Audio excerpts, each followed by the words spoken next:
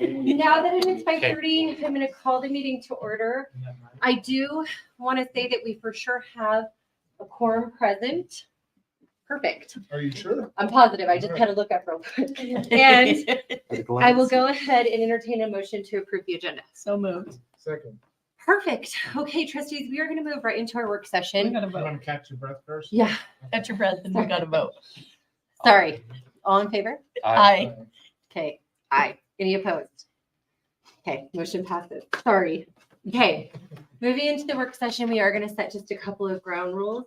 We are going to ask that we allow our administration and his executive team to present before we ask questions. So we are going to ask you to go ahead and keep meticulous notes on your questions and also a reference slide so that we can refer back to the slide when you ask the question.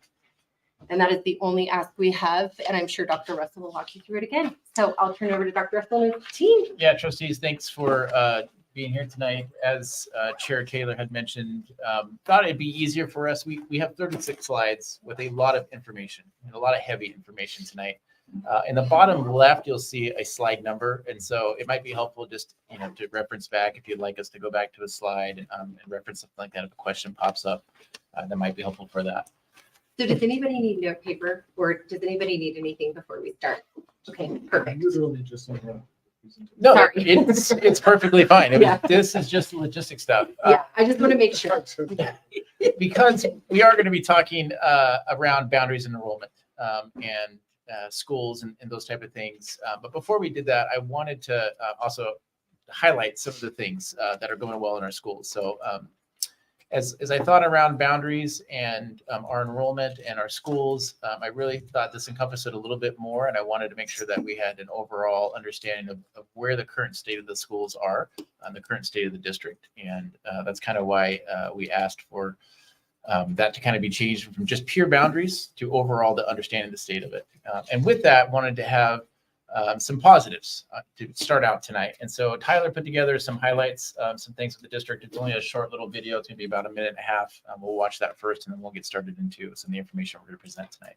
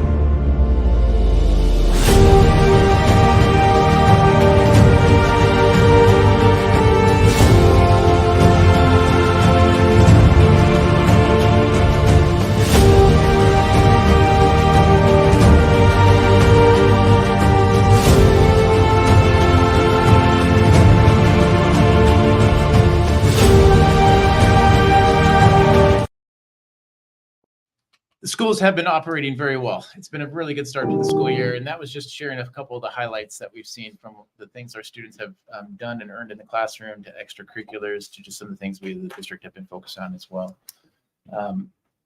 We're going to go now and talk about some of the heavier topics kind of facing the district, and much of tonight is going to be focused on that. And tonight is purely just information for the board and an opportunity for you to ask questions and dive a little bit deeper into some of the things that we're going to address tonight. So the topics that we're going to cover tonight, the first one's going to be around, well, if I get past the video. Try one more. All right, no. No, one more. Oh, you planned that one, didn't you, Greg? That was Right well there. timed. Well done. He froze on just that slide. Did you get the? I can't. I'll do it. Why don't you handle it? So it's not one. You gotta touch it. Is this one? All right, there we go. The topics we're going to cover tonight is our enrollment decline. We have a better understanding after our enrollment came in this fall of kind of where we are. We think we'll talk about some of the reasons why we're seeing that. We're going to talk around the ADA enrollment switch that happened at the legislative level and how that impacted the district. We'll talk around the ESSER dollars that have come to the district and now are going to be leaving. We're going to talk briefly around the supplemental. We have spent some time doing that, so we won't spend as much time doing that, but we'll share some information on it. And then we're going to talk around our enrollment projection and where we feel we are now and where we might be in the next year or two. We'll review some of the facilities information. That was information that was shared last year. We have a few updates on that, but again, that kind of fits with our overall where we are as a district. And then we're going to end by talking around some mitigation strategies, because all of those situations around enrollment, EDA, ESSER, and supplemental levy all have an impact on our schools. And we're going to talk about a negative impact. We're going to talk about some mitigation strategies that might be available for us to be able to mitigate some of those financial cliffs that we're coming towards. So the first one to talk about, if you go to the next slide, is our enrollment decline. In the last 10 years, we've lost 1,900 students. We'll talk about some of the factors of why that is in just a second. But in the 13-14 school year, we had a high of 14,900. And since that time, we have consistently lost about 170 students a year. That has sometimes fluctuated with more, sometimes it's been less. We've actually had a couple of years where we gained a little. But consistently, we have lost students. We're going to talk about some live birth data that has a key factor into why we're seeing a decline. We'll talk around housing prices and how that is possibly impacting our enrollment, the available land within our district as well. We are a district that has lots of land, but most of that land is now south of us, and there's just not a lot of planning of developing that land. It's very rural and agricultural. The land that we are seeing available is producing homes, but maybe not the homes that are bringing in kids. We'll talk through some charter school expansion. That is another thing that we have seen in the last 10 years. It has had an impact on our enrollment, and then we'll talk about that projected growth. So let's talk a little bit. I'm going into the live birth data. This was some information we got from the Idaho Department of Health and Welfare, and this is looking at a state initially, but Nampa mirrors this almost exactly. So the slide to, or the graph on the left, is the state of Idaho, and you'll see in the late 90s to early 2000s, there was a large growth of live births happening in the state. And then it peaked out right around the very first recession that we had, the housing bubble around 2006, 2007. And since then, you saw there's a pretty sharp decline in the state. And then it's kind of gone up and down since that point, and it's leveled off. It's pretty much flat. What's interesting, in a meeting a couple of weeks ago, hearing our superintendent Critchfield talk around the state, it looks like this is the first time the state has seen a decline in quite some time statewide. And Nampa mirrors that. We'll show Napa's in just a second. What's interesting, and very similar to Nampa, is on the graph on the right, the blue is the live birth data, but the yellow line is the population. So the state is growing pretty rapidly. Much of that, I think, is reflective of the folks that are moving in from out of state and coming from different places, similar to what we're kind of seeing within our city. So the next slide talks through the last 20 years of live births here in Nampa. It starts in 2002 when we have 1,700 live births. It has increased a slight amount. Right now, we're sitting around 1,900 live births, so it's gone up a little bit. I think the key is to look at the population in Nampa, though. In 2002, we had 61,000 residents, a little bit over that, almost 62,000. Now we're well over 100,000, and the live births really hasn't increased that dramatically. So we're seeing less students being born per capita, I guess is the way you could probably phrase that.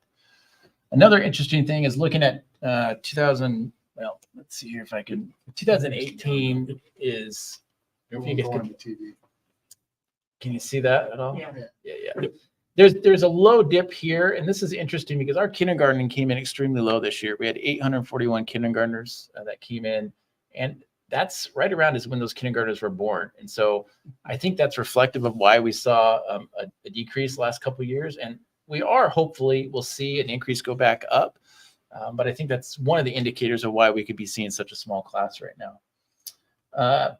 In our heyday, when we were back in the 13, 14, when we were at as high as we could be, our classes were around 1,200 for kindergarten, 1,240, 1,250.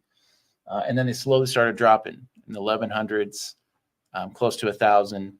And now they've been under 1,000. I think that's important because as we think about our kindergarten classes coming in, I think 845 is kind of low.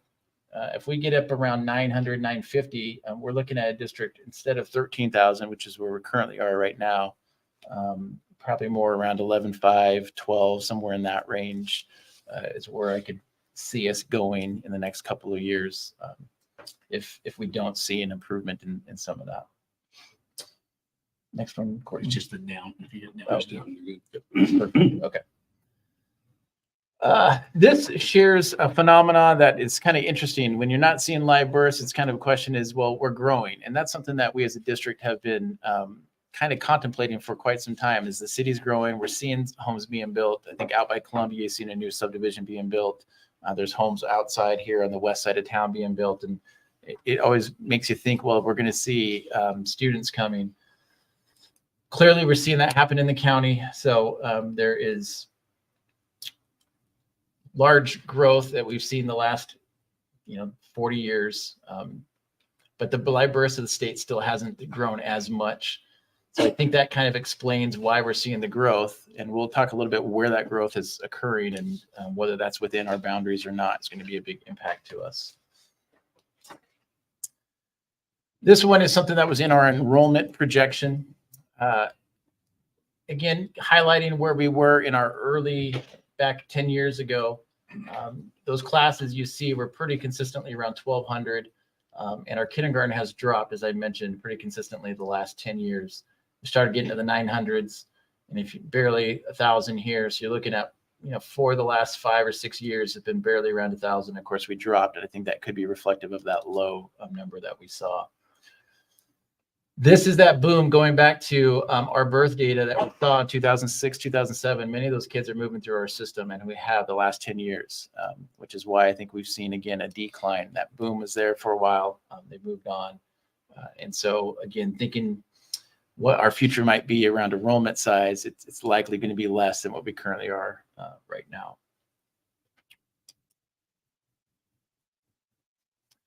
One of the things they look in enrollment projections is housing. How many houses are being built in an area? So live birth data is one of them. The second one is housing, and we are seeing that built. I think that's the interesting thing. We continue to see more housing permits being given. The question is, what type of housing are we seeing? And we're seeing mostly houses that are a little bit higher expense and larger lot type of houses, and most likely bringing our folks that are empty nesters or not having as many young families move into the city.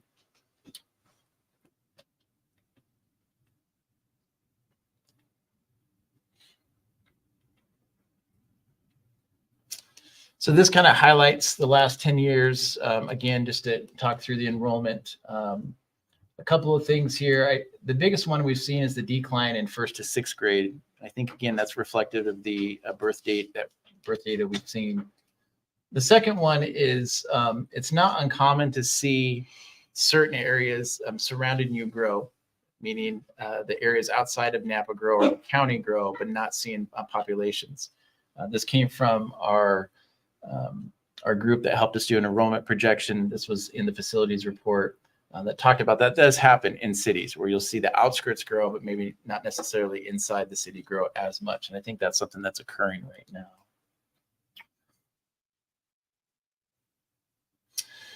Look, that was slide 10. So this one is something that we got from the city of Nampa that was looking at the projection. Where's the growth going to be in the city for the next 10, 15 years, looking out in the 2030s? And the green is greater Nampa. So if you would think Valley View, kind of in the Caldwell area, they're going to expect to see more growth in that area. And this is inner Nampa, kind of what we would see more of in our boundaries. Do you see some growth? But just not a lot, not compared to that growth outside of it. So I think the future is looking like we are probably going to continue to see the Valley View area, the outskirts of the city grow. How much we grow inside our current boundaries, likely not a lot of growth coming from that.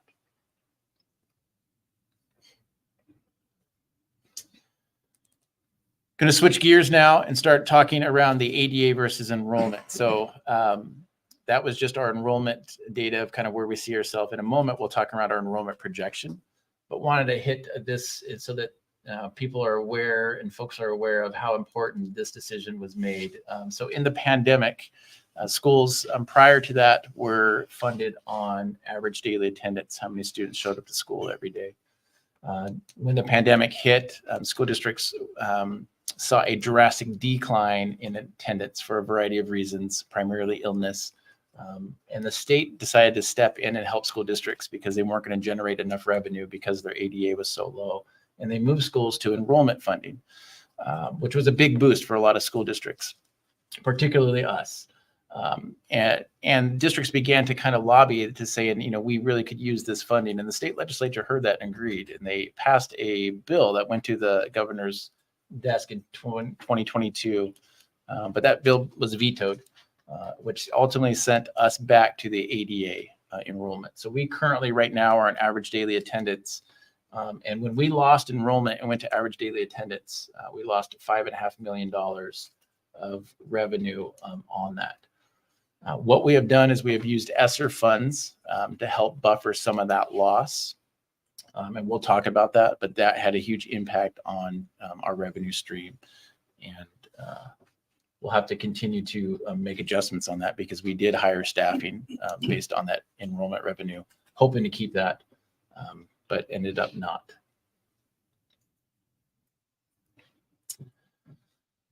On top of that, we also had ESSER dollars come. I think we're aware of the ESSER money that was given through the stimulus packages from the federal government, which were sent out to school districts all across the country.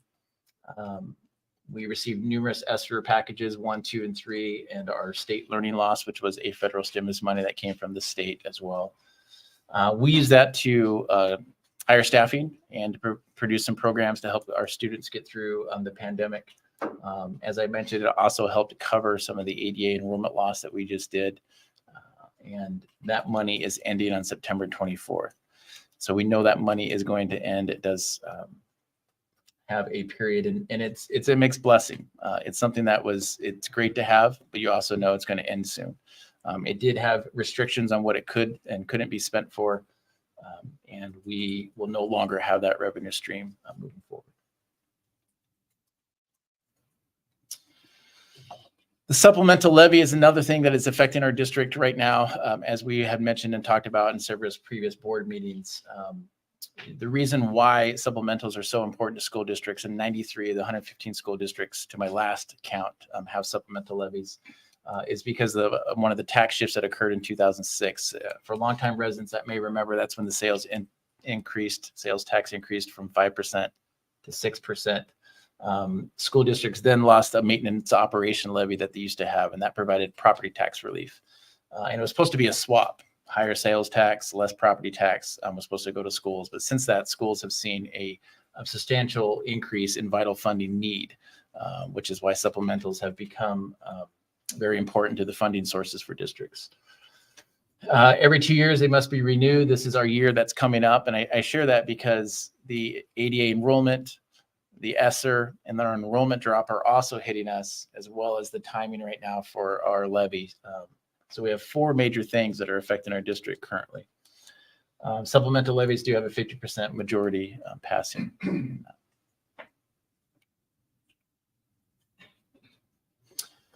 Not going to spend too much time on this. This is stuff we have already talked about. I think the key for us that we would highlight is the continued salaries, how important that money is for us. When we start talking around the mitigation strategies, we'll refer back to that number.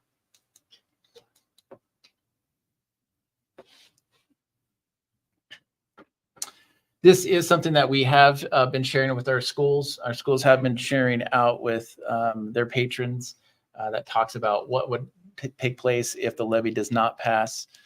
This is just to provide some information and how many positions are on the levy. There are 44 staffing positions on it, and how that would impact schools. And we also combine that with some of the ESSER funds, knowing that ESSER funds are going away, they are sunsetting. What would that impact look like if we didn't have ESSER and our levy funds, just so we could kind of quantify that a little bit. So you're looking at 5 to 7 in our secondary schools, and then 3 to 4 in our elementary schools. Obviously, curriculum technology and some of the other needs we wouldn't have as well. But we're going to highlight the staffing because that's one of our biggest concerns at the moment. What do you refer to that slide as, Greg? That was slide 16. Why do I not see it? I see Down the 17. bottom left. Back up. Oh, probably- Okay, thank you. Yep. Like, where am I? No, that's good. One of the things that is really interesting as we talk around where our enrollment projection is going to be. So I think we've been trying to examine why are we losing students, and there's a variety of factors: live birth data, housing, charter schools.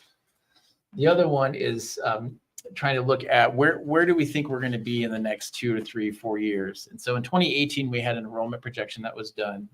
And when that was done at that time, they mentioned, enrollment projections are probably only good for about 3 or 4 years. And then they began to get hazy as time goes on and become less and less accurate. About a year ago or so, we spoke with the group who had done that, Cooperative Strategies, and asked them, actually it's HMH now, but asked if they would, HPM, asked if they would do a enrollment projection again. They said, no, we're going to hold off because COVID has really thrown some of the data out of whack, considering what they had used before was live birth data, they had used housing permits, and they had used cohort data, which is essentially means how many students move from one grade level to another. So they look at the data of how many 4th graders go to 5th grade, and they take that data, and how many 6th graders go to 7th grade, and they take that data, and they look at that over a long period of time on top of live births and housing permits to kind of generate enrollment projection. And they said COVID has really made that difficult to do. So they didn't recommend that we do an enrollment projection. They said we should wait a couple of years for that to kind of stabilize a little bit. I share that though, because when we did get our enrollment projection, it has been extremely accurate, actually, even past the 3 or 4 year mark. And it's been within about 30 or 40 students each year that we have been tracking and monitoring it. When we got it, they gave us kind of 4 overall projections. One was a high projection, meaning if things go really well, there's lots of building, lots of kids moving in, et cetera, then our enrollment would be closer to up here at around 15,000. The next one was our projected, where they expected us to be. I think that's the kind of the green one here. And then there is, that's the moderate. Sorry, the green one's the moderate, which means if things go normal, there's not any major issues with housing or live births or anything like that. So you could kind of have that as be the average. And then they gave a recommended one, which is what they asked us to kind of maybe go off of. And that's that gray one right there. And then if things went really south, would be the kind of projected low enrollment. So they kind of give you 4 different ones to go off of. We have been right beneath our projected and then right above the low. And so we're kind of sitting like right in here. But as I mentioned, every year it's been pretty accurate.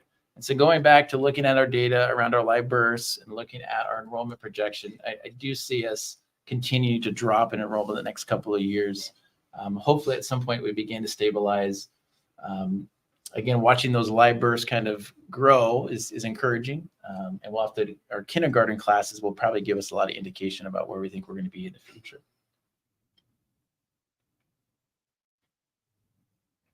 So just to kind of summarize everything we have talked about, a large drop, 1,900. And to put that in perspective, I mean, that's like taking a high school and a middle school, combining them, and those just leaving our district the last 10 years.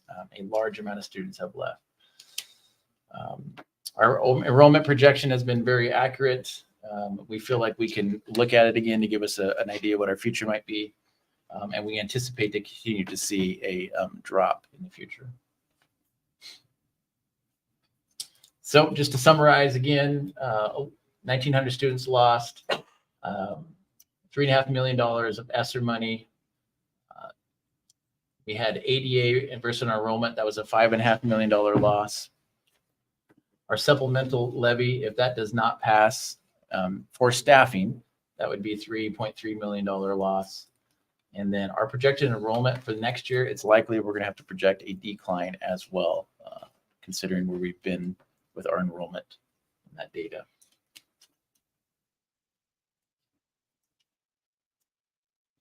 All of those things also play into our facilities. And this is some of the information that we shared during our facilities. And so we're just going to highlight a couple of these things.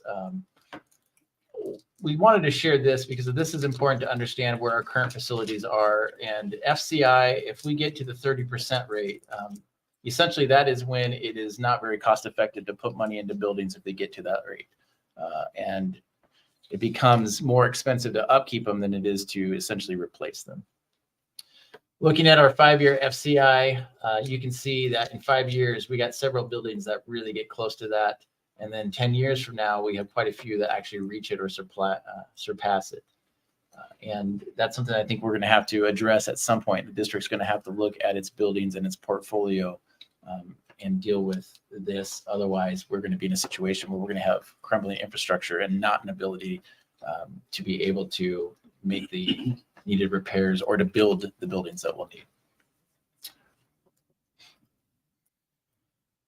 Again, this just highlights FCI wanting to stay within the 10 to 30% range is where most school districts live. If we get into the red area, that is something that we want to stay out of the best we can. And when we presented this last year, this is updated, I believe, Mr. Stafford. Yeah. When we presented this last November, about a year from now, it was 2036 is kind of when we reached that critical point. Because we have not been able to put any money into our deferred maintenance, that number has slowly trickled up. We're now looking at 2033. If we do not do anything with our buildings and our facilities, we expect to hit that red probably around 2027, 28. And I'll share why I think that's the reason in our next slide. Oh, that's going to be the slide after this one.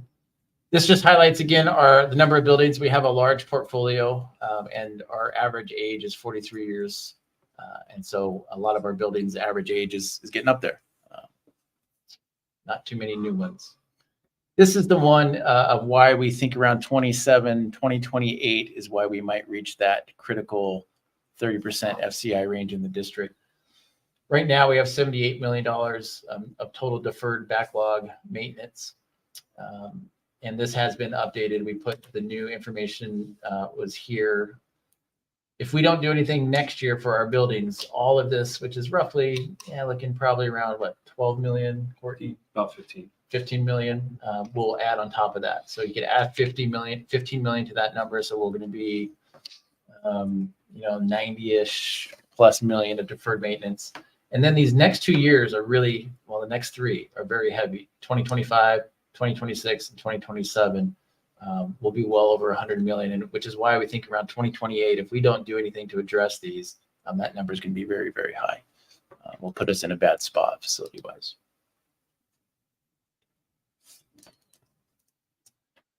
Just a reminder, we also just didn't look at the actual physical condition. We actually looked at our buildings to see what buildings are meeting our educational needs currently right now. And I think the key to look at this one is our newer buildings, for the most part. Our newer ones up here are meeting our needs. These are our newer elementaries. These are kind of our older elementaries. So the Greenhurst, Snakes, Centrals, Gateways, Centennials down here. Middle schools, again, not surprising, our newer middle schools are meeting more of our needs than our older middle schools. And then our newer high schools compared to our older high schools. What that graph is sharing. Throwing all those together. So looking at our FCI, looking at our educational adequacy, and then looking at our utilization. So how are we utilizing our buildings? It really starts putting a big emphasis on certain buildings over others. So looking at Union High, Nampa High, Central, West, Gateways, Iowa, and Greenhurst, those are the ones that we're the most concerned about because the FCI is very high. Our educational adequacy is fairly low, particularly Nampa High. You don't want to be using that much of the building. It means you're using a lot, which we are using in some of our newer buildings pretty heavily. But these are the ones that we're the most concerned about. They're our oldest buildings. They're the ones that are providing the less ability for us to be able to educate our kids in the degree that we would like. So these are the ones that rise to the top as far as concerns for us. But is this updated as of when? Yesterday. Yeah, okay.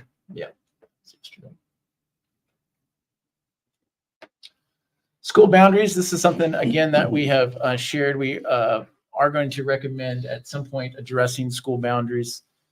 This is the process that we have shared with the board prior, and what it would entail simply is looking at some criteria in which to balance schools.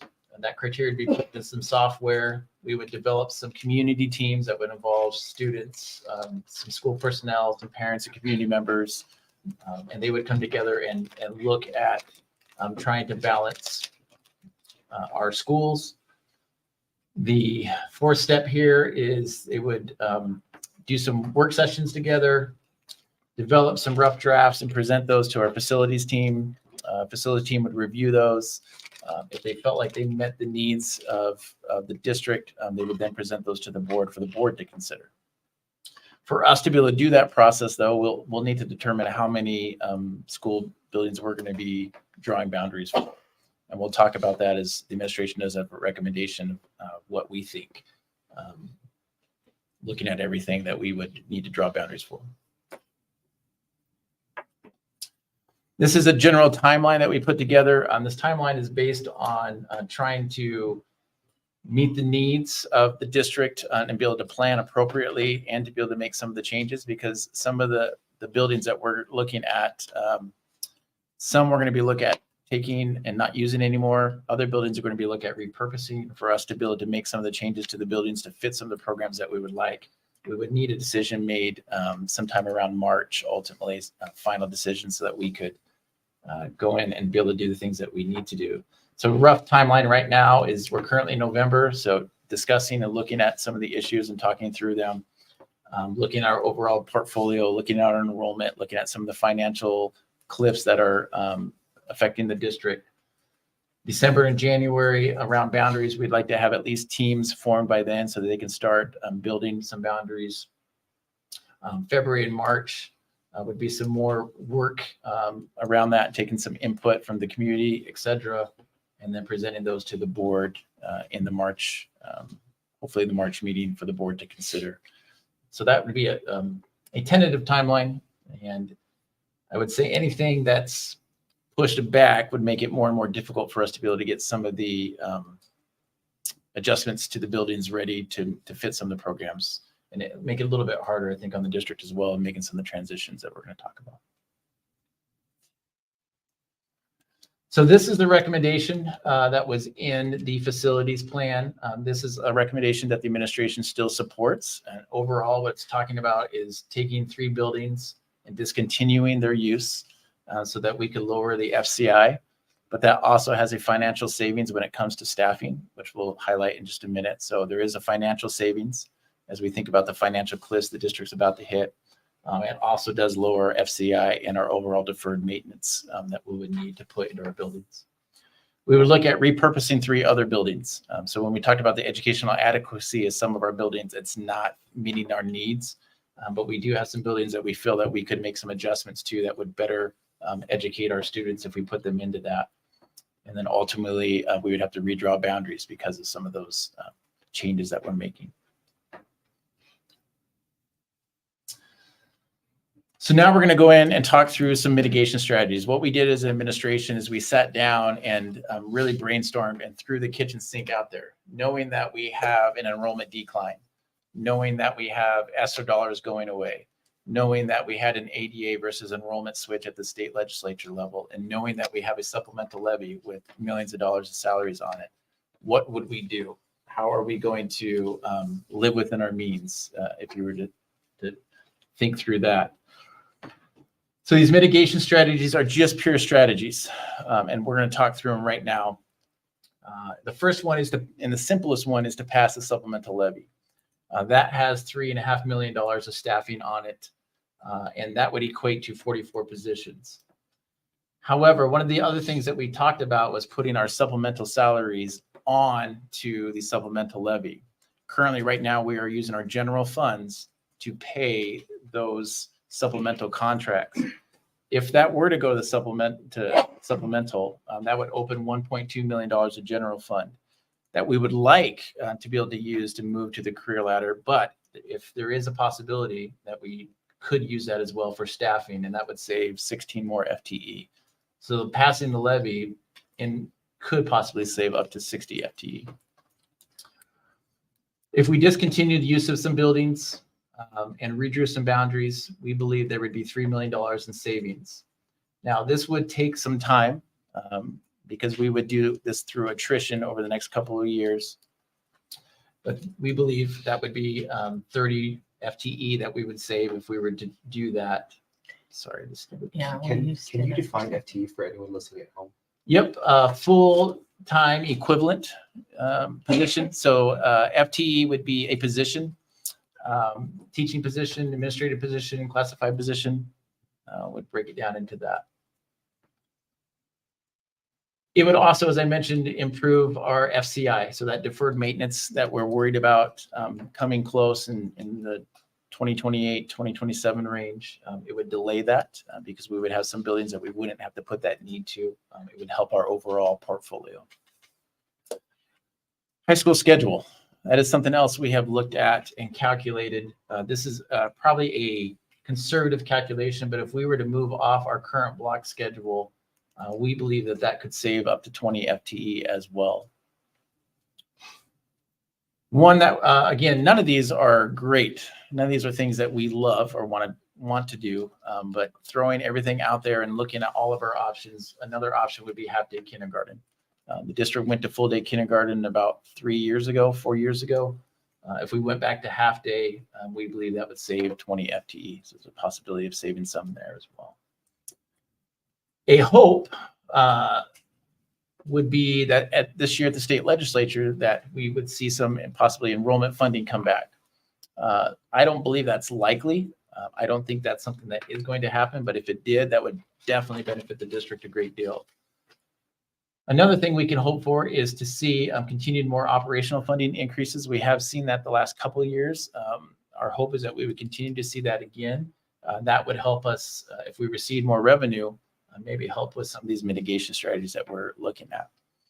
One final one that is being somewhat discussed, and it was in the news a little bit yesterday, is around the state providing a little bit more money for special education. We do spend quite a bit of general money into our special education, and if we receive more for that, that would open up some general funds for allow us to be able to work through some of these positions we're looking in. The last one is dipping into our fund balance, dipping into the district savings. And that is something that we think we're going to have to consider to making up some of the positions. And we believe if we dipped into for $1 million of that, that would save 13 FTE. Why we're looking at so many positions is because with all of our ESSER, what's on the levy, what we've lost in enrollment, and indirect. And indirect is an expense that I mentioned.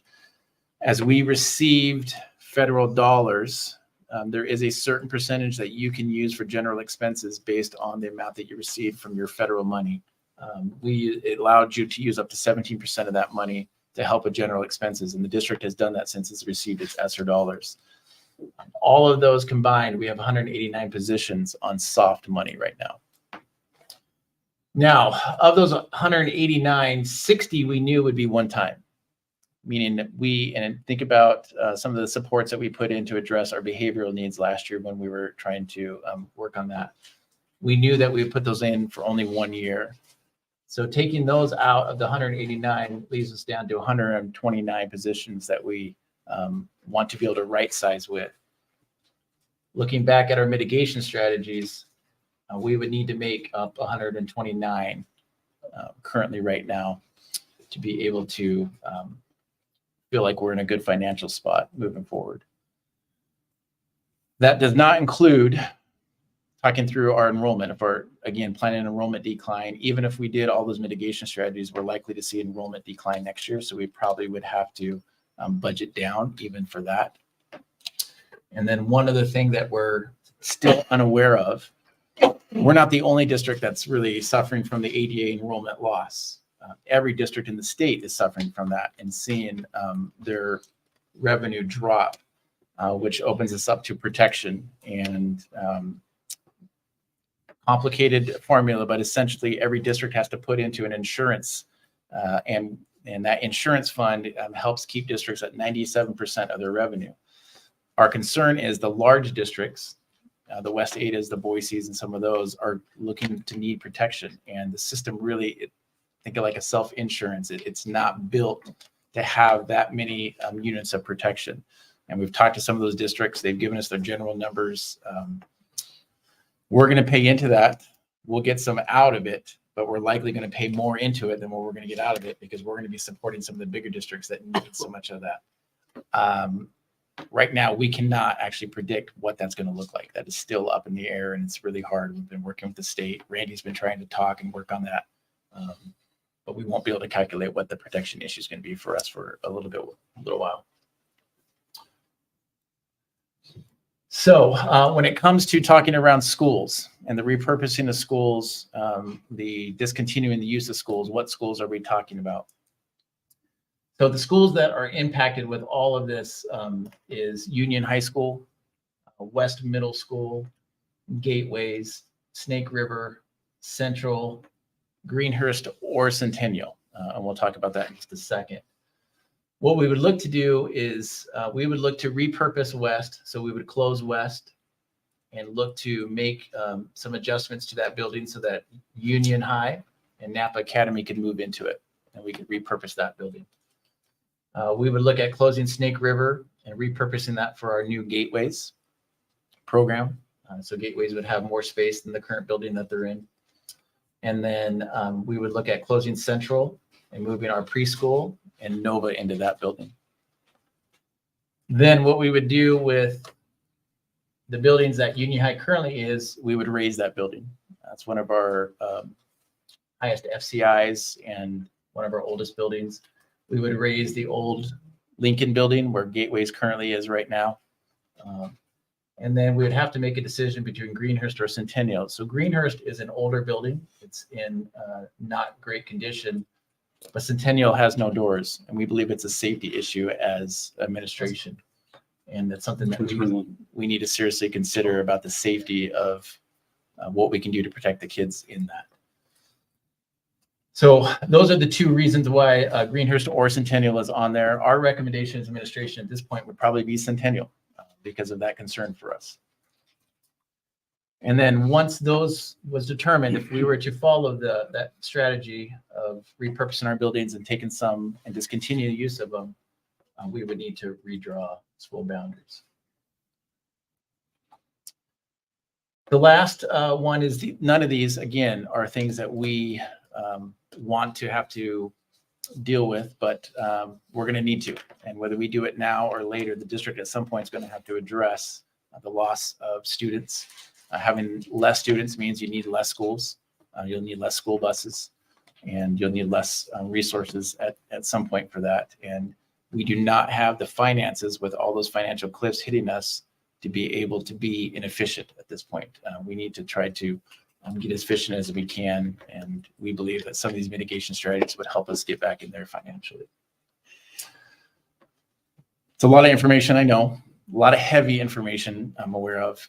And now it's the time for us to ask questions, open it up, have discussions, and see what else we can answer for you. Trustees, that was a lot of information. Does anybody need a quick health break, or do you guys want to move right into Health Q&A? break. Health break? Is that what you're talking about? Yep, any type of health need that you may have. Mine was texting Ryan for a sandwich.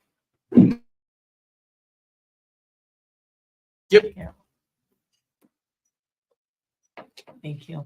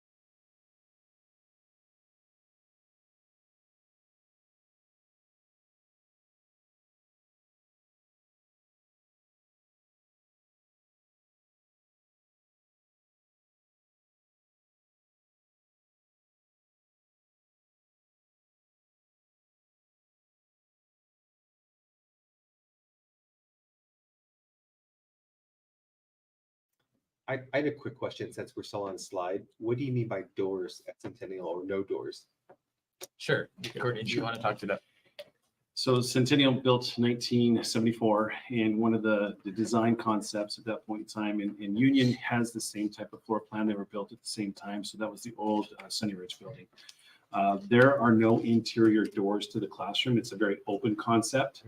And so when you walk in to Centennial, you are in the entire building. There is really no way to prevent anybody from going anywhere inside that building. They're like long hallways, Long hallways. that go into the classroom. They don't close. There's just a hallway. Yes. So So there's not a lot of walls. So even though the building may be newer than Greenhurst, It's older than Greenhurst. oh, it is older. Than Yeah, so Greenhurst. It's Greenhurst was built in older. the 90s, but Greenhurst is a much higher need as far as the building itself. It has a lot of structural needs. The building hasn't worn as well. Yes. Okay. Structurally, Centennial's Centennial's a better. pretty solid building, actually.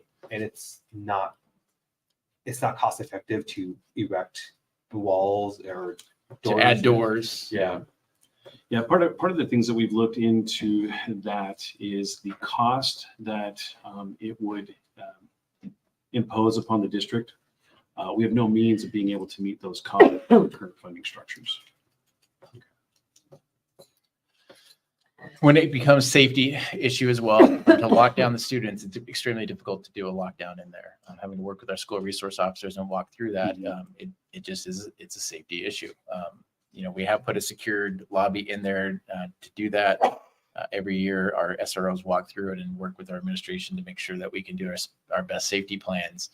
But in a modern world, that building was just built for a different era. And it gives us a lot of concerns as administration.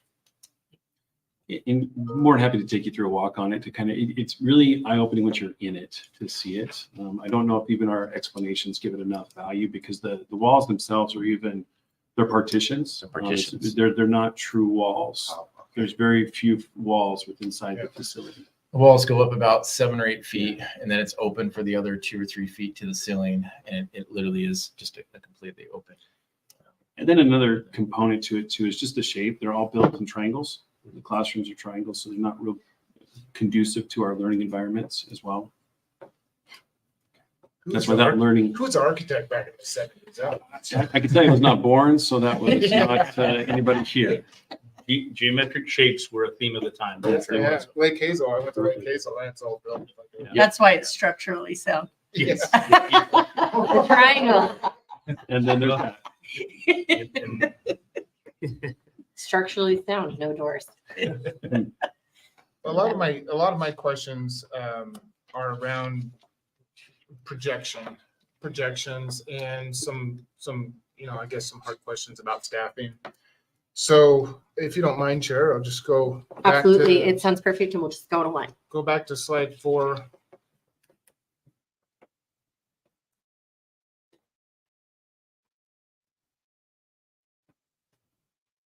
I hope I can remember what the questions. And I got the questions written, but I hope I Oh. can remember what I was thinking about or what he was talking about. That's 2. Yes. Good, I'm not in the. Okay, do you know of these? So there's some reasons for the decline listed here. Is there any data or understanding if any of this decline was because of the school district? Did families move out because they wanted to go to a better school district or? Yeah, no, I think it's a really good question. I don't have any evidence or data that says that there's been a mass exodus because of the school district for any reason. And I would imagine that would be pretty dang hard evidence to get anyways. but- It would be. I think it's been a variety and it's been building over time. I can't. I think that's an easy one to kind of look at. And I do believe some folks out there would be able to say, well, that's because the school didn't do X or you guys haven't done Y. And, but no, I don't believe there's anything to pinpoint that drastic of a drop for that many years consistently. I think there's bigger factors that play with that as well. One of the things that we don't have up there, about 5 or 6 years ago, the district boundaries were actually redrawn as well. There was a section that we had up in North Nampa that was moved over to Valley View, and we didn't put that on there as well. I do believe those folks did want to attend Valley View. There was a neighborhood up there that did want to do that. So I think that's the only one that I have evidence of that maybe purposely wanted to switch to a different school district. That wasn't the one right across from the hospital, was it? Steel Falls? No, it was above It was Coulter. Brand. It was Coulter Bay. Oh, Over by well, Branch just Landing. north of that. Yeah. Yeah. Yeah. Yeah, it was It a was small. right about the time the Birch had been built in Valley View. Yeah. And so there was a new One- Sage Valley was coming in. One of the reasons we heard, a legitimate reason, was because the middle school for that boundary was East Valley. Yeah. And so the kids, Snake River was the elementary school, Right. and which was within good distance of a commute. But then East Valley was, I think, 7 or 8 miles Mhm. away, Yeah. and that was one of the worries. I think some of the Valley View middle schools were actually closer for that. Sage was a mile.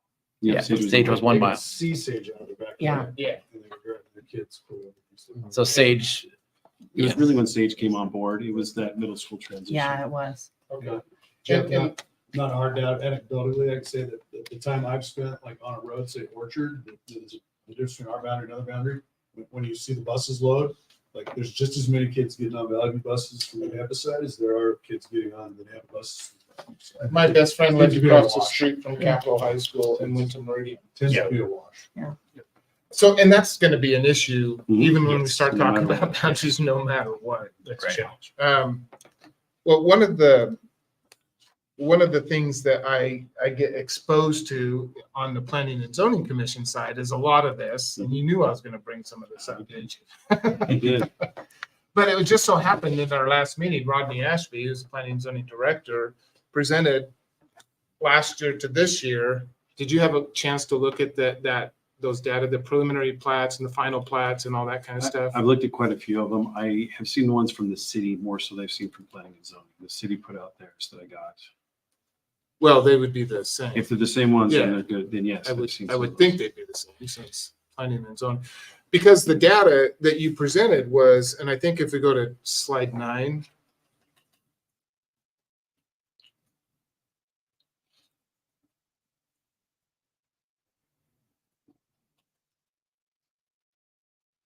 Come on. There we There go. you go. Was the first thing I saw there was Canyon County housing permits. Mhm. Now, did you see the Nampa City housing permits? Because I know we do have some students in Canyon County outside of the Nampa City limits that go to the Nampa School District, but the majority of them are within the city limits. And so as I was looking at this presentation or this information that Director Ashby presented, the final plats, a lot of the growth is going to be and is and will be, because final plats give you about a year before they start getting built out and so on and so on, is southeast Nampa, out by Happy Valley and Locust and that area out there, and northwest Nampa, Mhm. just button right up there against Caldwell, Mhm. Mhm. is where most of and then North Nampa obviously is always going to be built out. And you're right, the land is limited. My question is, was this information incorporated into this? Because I think I saw some dates on there that were like 2010. This is from to- 2020. And that's 3 years ago. And Right. 3 years is a long time, because 1 year ago from this information, we had 1,800, 1,900 single family housing permits. Mhm. This year, 720. Mhm. So I guess the overall question is are the projections mirroring Yeah, the final plats and the housing permits that we're seeing at almost a 50% or 100% drop? I think Trustee Kirkman, what's been hard is how do we draw that? So I think one of the reasons we wanted to show this is because we have since 2014, which is when our high point was, all we've seen is building occur. Right. And I anticipate it growing, but our decline in enrollment still has continued. So I think that's been hard for us as a district, because we wanted to say, well, we're having building, we're going to have more houses. I see the houses being built, they're going to bring more kids, but it just hasn't for 10 consecutive years.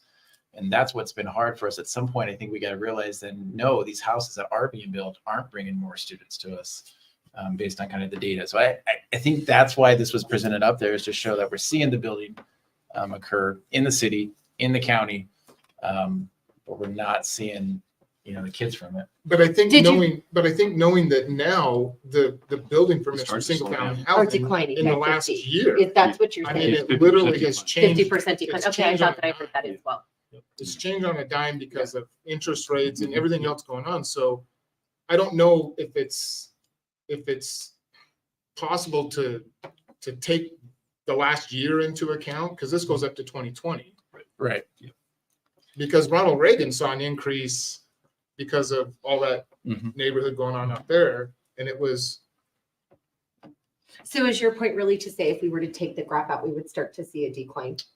if you went, if you Got it. took it out to another 3 years. Got it. You would start to see Up that drop. to- Gotcha. Yeah, to got what it. this- By 50%, right, Jeff? I would think so, Yeah. because I mean, just the data we're seeing in planning and zoning, the Yeah. single family housing. And what you're saying is even though we had increased, we still didn't see more students per se. And now even with that decrease, we obviously probably won't still Yeah. see more students, but at least we're having that decline. And I think we can reach I out to shouldn't say at we least, can but reach we out to start. the city and maybe try to put together some data on that, because I think it's important to look within the city as well. This was taken from our facilities report. When they did that, they looked at the county. But yeah, we should look at the city. I think that's a good point. And that's just the final plats. The preliminary plats have decreased just as much. And those are probably 5 years out, being built out altogether. And there's, I think probably looks like maybe 10 on here, if that. Where last year, there were probably 30 or 40. You actually have the map on the wall out there. Oh, Yeah. well, but that's outdated. That is, 'cause Yeah. last year's, yeah.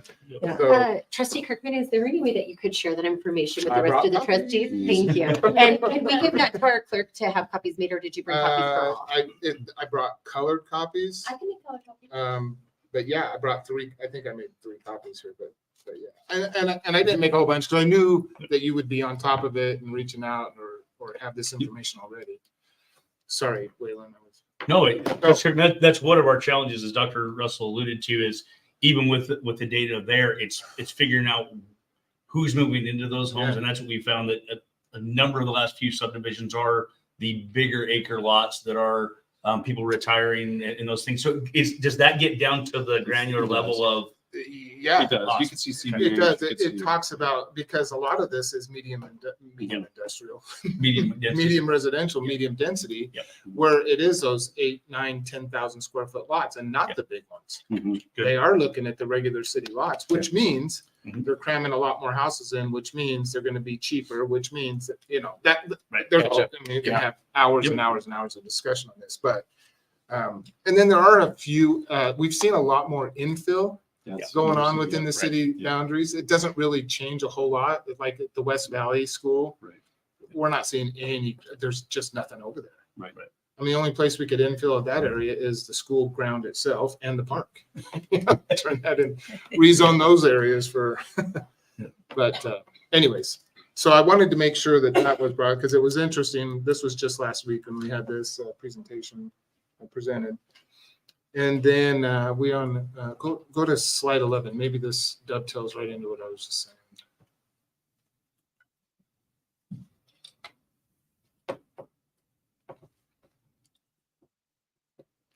Yeah, I think that was the dates, 2010. So Compass. Now, I don't put a whole lot of stock in Compass, but that's just my opinion. I put a lot more stock in the city Plans. planning and city. City uses Compass. I know they do, but So that's why it's there, is because it's from the city data. yeah. But again, it looked like, that was the Nampa. Is that Nampa City? Nampa area, yep. And then you have It's their projections we got from that 2010 to 2035, their future planning. when you say Nampa, greater Nampa, is that like the area of impact of Nampa, which there's not a whole lot of area there. I believe, looking at the Compass maps, it was, well, without having the map pulled up, it was I think it was the area of impact, but it was mostly primarily Valley View, which in the north, and then to the west of us and to the south, I think is looking at the city maps when we looked at it. This was looking at Ada and Canyon County, but this one focused solely on Nampa, I think is where that came from our enrollment projection. Yeah, it's So I think it's looking at the master plans for Nampa 2030 what was it, 20, 2040. 2025, 2030, and then 2040. Yep. Yeah. Because the only area of growth would be south, Mhm. and that Nampa's committed to keeping that agricultural. Yes. Right. And I think that's what we have so much land that goes south. You know, we could be huge if they were developing at that. But looking at the plans for 2030 and 2040, they're not pushing a lot of water or sewer mains Right. down that way. And so it is going to stay rural. And Meridian or West Ada districts got us on the east, and Mhm. Bellevue View's got us on the west. Right. And Yeah. the north is industrial Yeah. in a lot of ways. And, yeah, even all the way to the river. Yeah. Right. Got all the way up there. Okay, good. So I want to make sure I'm not, if anyone has anything else. I was just gonna give everybody dedicated time Yeah, so that but, when I you mean, if finish. there's any discussion. go of ahead. things that we- Yeah, I've had no discussion. Okay. Yep. I actually was, I'm good. I'm Just following you listening, yep. and getting pizza, You got from pizza coming? just for me, guys. Okay. It took a lot of work. It The really next did. slide on slide 12.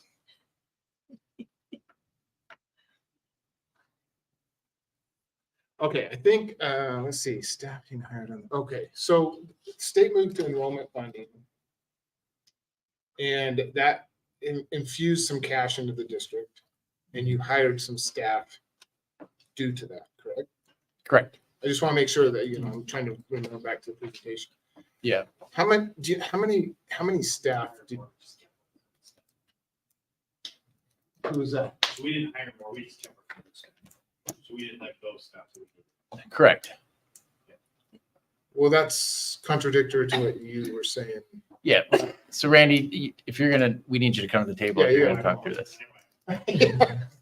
Forget everything I just said. So that 88 enrollment, we kept the staff that we had, but when that enrollment funding dropped, we didn't have the revenue to keep the current staff that we had, Randy. So that's why we have staffing on that, because it originally allowed us to have the funding to hire our staff originally, then it was taken away. So now we have a gap. And what we used was some ESSER dollars to make up some of that gap so that we wouldn't have such a stark drop off this current year. And Randy, I'm looking at you again to double check and make sure that's accurate. You're 100% correct. So based on what I heard in your presentation, and correct me if I'm wrong or if I heard it wrong, it sounded like funding dropped or funding increased because of enrollment. So we hired more staff because we had the money. And this is just what I'm kind of putting together here. Mhm. My question is, why would we do that if attendance was dropping? Really quick, we didn't hire, right? We shifted money. I just want to make sure we're really I'm gonna have clear that there was a Randy will shift of answer money this. now that was said. I just want to, because I want to make sure I'm clear on that. Yeah, Shift of no, I want to money be clear or on that new. too. Yeah, that's a big. Well, and this, yeah. This Big- is why nope, the it's a big the question. questions Yeah. during the presentation are good, but I Yep. get it. So there, Yes. it's actually a very legitimate question, and this is what we did through the ESSER funds. So, You might need a mic so they can so hear. part of the issue we had is we still had $13 million we needed to spend by the end of this year. So one of the things, our goal with the ESSER funds was one, and this is basically what the ESSER funds were all about, was to help solidify our budgets for one thing, and to get more supports for our students. So what our goal was, and if you look at most of the stuff we did add as a result of the ESSER funding, was more support, some McKinney Dental support, some special ed support. We did some extra summer school support. We did a lot of stuff to keep classrooms small as much as we could with that money. So it wasn't like we went out and just added to add. Yeah. We knew this drop was coming, and had it not been for the enrollment veto, we were all on the projection that enrollment was going to stay. So when that happened, that was an unexpected thing right at April of last year. So one of the things we could do is say, okay, we're going to redo all of our FTE allocations and figure out exactly how we're going to cut in our schools. Or we're hoping, because this year they're looking at a funding formula enrollment and that kind of stuff, and we had the money in ESSER, why don't we not blow up our entire structure yet?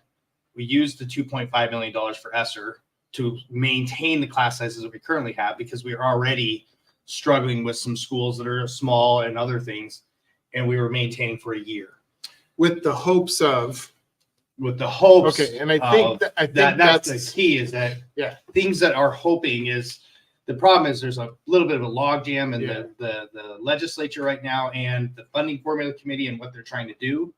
And what we're not sure of is what that's going to do for future payments from the state. The issue is they're also sitting on $115 million of money that was budgeted for us in the state that they literally went back and took away with that one fell swoop of going from enrollment back to ADA. So I understand that concept, and I Yeah. get and I Yep. and I get it. I think some of the things that are hard for the public and patrons to understand is why bring on the new additional staff on the hopes that the funding is going to be there. I mean, it doesn't seem like a very sound way to build a budget on hopes and dreams and rainbows and all this. So and again, when you keep saying bring on the new staff, I think that's I don't want to say you're incorrect, but Please brought do, on- if I am. we brought on new staff for the people. That's the 60 we knew were not going to stay anyway. So we're already okay with that group of people going away. We've told everybody this is one-time money. Okay, and that So was part of my that was question. never, that's one-time money. Those are the 60 positions that we did bring on for ESSER. The only thing that we did was maintain Okay. the level of staff at That's 2.5 very million. critical right there. It's a very critical because we didn't go out and riff teachers. Yeah. We didn't go out and say we're going to go from a 25 to 30 kid classroom now to a 40 kid classroom because we need to get down to what we might have a budget shortfall is. So we maintain with $2.5 million to maintain. The additional ones, those are the 60 what we've talked about in another slide Right. that were going away. Okay, that's what I wanted to make sure I clarified from your presentation, because there was the hope there, and there was we hired on an additional and all those types of. So I appreciate the clarification of that. So to clarify, Randy, in 2020, when we, just like every other district, our average daily attendance dropped into the 70s, high 60s. Had that been our November 1 count, we would have saw a drastic decrease in that, which means we wouldn't have had enough money to pay the contracts for that 2020 school year. Is that accurate? You're 100% accurate. So the state then came in and said, okay, state boards, we're going to fund you at enrollment funding, which gave us the money to keep the contracts that we had already signed. Correct? Correct. And that's the issue, is that we had that. You And- have two changes. You have a change in enrollment funding and you have a change in ESSER funds. You're losing two sources of funding Yes. and you bridged the gap. So that the enrollment funding helped us maintain the current staffing that we had for 2 years, and then it's dropping. And I think that's where we had to use the ESSER funds, and that's why it's difficult for us to lose that funding source when we maintained that for 2 years, and that's what we budgeted on for 2 years, because that was the amount that we were given. And just to be clear, this was contractually obligated funds. This was not discretionary that you could have changed. So one of the things that we have tried not to do, and we get hammered with it every single year in the paper, every single year you start seeing that our fund balances are way too high. A lot of things that some districts did is they squirreled away that money as much as possible, increased their fund balances, upset a lot of patrons. We didn't do that. We utilized what we could, did a lot of big projects as much as we could. We purposely, for 2 years, chose not to do any FTE that we knew wasn't going to go away. That was never the plan all along. If you ask all of our principals and all of our people, we all said, this is one-time money. We're not going to put ongoing funds on this. That was never the plan. The ADA shift back, which was not a plan because we thought it went through the legislature. They actually approved it. That hit back in April at that late in the game when we'd already give FT allocations was complete. It just hit us. So we could have, but we only have $4.9 million in our fund balance. That's free money to go, if that makes sense. So we wouldn't have been able to do that and actually meet any of our obligations. And that would have been a one-time hit into our fund balance, which I wouldn't have recommended whatsoever. And we had the ESSER money that actually needed to be spent by September 30. That was the key. hard thing about ESSER dollars. And this goes back to where we were last spring when we had our staff coming forward talking around behavioral needs. We have behavioral needs in the district. I don't love putting soft money in positions on that or one-time positions on that. It's not a great way to budget. Sure. But it's also hard to have millions of dollars sitting in the bank and then to look at teachers and administrators and know that they have needs and not provide those needs when you got money in there. This is the problem with stimulus money. Mhm. If you would have asked me, I would have never wanted it to begin with, because I know once you get it and you use it, coming off of it's going to be extremely hard. And that's one of the situations we find ourselves. And to Chair Taylor's point, The enrollment switch has hit us, and now the ESSER dollars are leaving is hitting us as well. So it's separate issues, but the timing is the same. Trustee Sue, did you feel like your question was answered, or do you need to re-ask? I- It was around the funds and them being used Yes. to the letter of the law. Were those ESSER funds, or No, you got I'm answered? satisfied, yeah. Okay.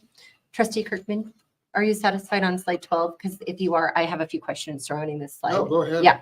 I had one question though, real quick, if that's okay. It is totally okay. Is it on slide 12? Yeah. Perfect.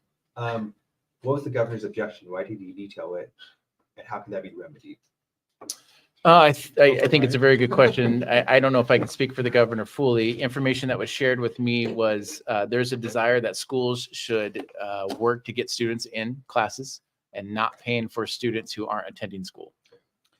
I do have some more information that came about under the funding formula committee. There was a bunch of legislators on there. And one of the things they did during the funding formula committee was they explained how enrollment-based funding worked versus the other.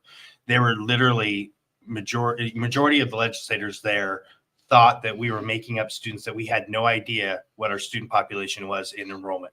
They just thought they were giving it to us and we were making up students. They had no idea that we actually had to put in that information into the state. Each school student has its own EDU-ID number, which is a very unique identifier to them. They thought we were just making up kids. And so we're in there. If you hear it, you actually hear them say it, ghost students. So they thought we were just making up kids to get money to be able to do this. And that was one thing, is if we go back to ADA, we'll get it. The other part they didn't understand is if a kid wasn't here for 10 days, even in ADA, it took money out from enrollment. They didn't know that. They thought we were just letting kids just go forever. So if they were gone 10 days in a row, our enrollment money went away as well. They had no idea how the funding formula worked. And I don't think the governor truly understood either. His response was, kids need to be in school. That's literally what he said. So Which we would agree with. you haven't said it, but I will. There's a lot of ignorant legislators in the legislature I mean, who did not understand that. But it was passed by the legislature, went to the governor's desk, and he vetoed it. So And it's going to place us into, again, this is something that we haven't talked about, but the protection issue. well, that was, since you brought that up, I'm sorry, Dr. Russell, but can we opt out of that protection nope, insurance? it's a law. All right. So unfortunately, one of the things I tried to do last year when they switched this, and I wasn't able to get anybody to understand why this was important. I went to a lot of powers that be, is like, look, this protection always has been a good thing for the small districts that lost like their mill, and they lost it. And so we've always put in 1 to 2 units a year to help the small districts. It was never meant to help us in a method of where the big districts failed. And that's what's happening now. And that was the first reason right off the bat why they went to enrollment-based funding, because the state school board finance, the school board understood the ramifications, what was happening. And that's where we are now. What I was trying to get through was, okay, just switch the law and make sure the state pays for this. If the state just paid for the funding instead of it being us It hit, helps out all. well, then it would have dipped into the money and everybody would have been at 97%. It wouldn't have been a big deal. The problem with protection right now is it's hitting even the small districts that are good, because they got to pay for us. They got to pay for West Ada. They got to pay for Bonneville and Boise. So that's the problem, is even if they're good and 1 to 2 units hit on them is literally like, it's a lifeline with them. So Randy, just so the folks can understand in simple terms, the rule or law is that districts need to protect them. They cannot have a drop lower than 97% of the funding that they had the previous year. With the ADA enrollment switch, districts are now under that 97%, particularly the large districts. And so the 1 or 2 units that we normally would put in to help a small district, we're going to have to put in more to help some of the larger districts. And that's going to impact. So the state revenue we get, we have to give back. Now we will get some in protection as well, but it's likely we're going to give more than what we're actually going to get. So that's another loss for us. Is that accurate? Yeah, in our meeting today, they're anticipating an additional 4.3% loss over and above what we were going to get for protection. So what that means in terms of money for us, okay? If we didn't have protection, our last year we were at 668, okay? If we didn't have protection, our numbers right now in ADA, and just the first report we have, we haven't got official numbers by anything, and we're not even done with that cycle yet was, I think it was what, 605 is what we saw. 605. That was our difference between ADA and enrollment right now. Okay. Our 97% protection would have make us what, 668 is what, 645. So the amount we need from that pool is the difference between 646 or whatever minus 60, yeah, 605. So we need that much. West Ada needs 77. Everybody, you talk about how much that is. You add that up across the state. I think it was like 400 units is like kind of right off the top of my head. And that's how much money the state actually, by that one decision that Vito doing, that's how much money he took out of every one of our pockets in the state. So it's hard for us right now to be able to predict where we think we're going to be in the spring because we don't know exactly what we're going to pay in and get necessarily out. I actually don't know how the funding is going to work for anyone because it's like a hurricane came in insurance and there's just not enough insurance money to go around to help support everyone. Everyone's going to be losing is what it looks like. Yeah. And the insurance is paid by the patron. So it's almost like if you're all self-insured and then all of a sudden everybody needs it. Yeah. Now no one can get it. So not only are we not getting our 97%, we're actually losing an additional 4.3% on top of it. So I do know that number today. That's what just happened in our meeting today. Okay. Okay, so can you guys walk me through in 2018, were we enrollment or ADA? We were 88. Okay, ADA. 2019. 88.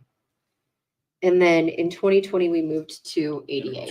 Enrollment. In 2020, Sorry, we moved to enrollment. in 2020, we stayed ADA. And what they did is they cut our funding by 5% Yes. that year because Okay, that so was when 2020, yeah. we that stayed happened right ADA, at the end of thank the you. year. I need Schools to walk through, ended. wait. I need to walk Yep. through this. Enrollment moved to ADA and then, we were still ADA. Yep. And then they cut us 5%. Say what you They said. cut our discretionary 5% at the end of the year. Yeah. He did a haircut at the end of the year. So what year did we move to enrollment funding? 2021 in fiscal year 2022. So am I to understand? So tell me where we got that 5.5 million in 2019.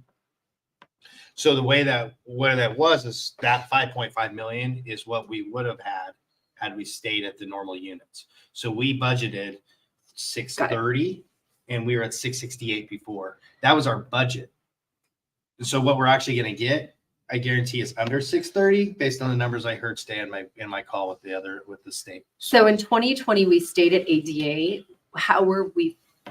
Did we start? Somebody walked me through 2020. 2020 school year Because we didn't started. start in COVID, right? No, we No. didn't. Most of that year was We ended in 2019, 2020 school year. 2019 was normal. 2019 was normal, then would have gone up to until 2020 March. mid-year. So Then COVID 2021 would have hits. been the first. Got it. And then in May is the first budget cut of the 5%. It was around April, May that the So you government got the budget cut. What was the reasoning for the budget cut? Because everybody's freaking out. the about economy COVID. had stopped. So Because everybody was at home. Yeah, it's 2 months after COVID breaks. What was that, a month after COVID? okay, Yeah. so So pandemic, March, 5% cut. We open in 2021. They fix this issue by going to enrollment-based funding.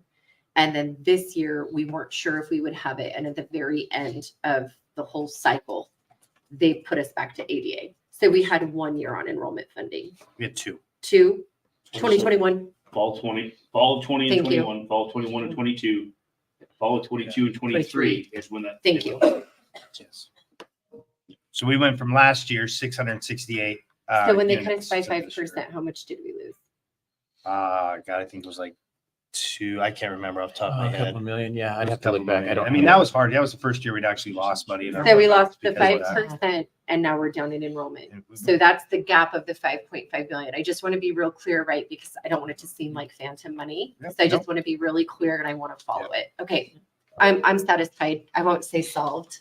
No, I'm satisfied on slide 12. Trustees, are there any other questions on slide 12 for you or any other clarification? I just, not so much clarification, but I think it's important for people to truly understand that the money that we're talking about, we are contractually obligated.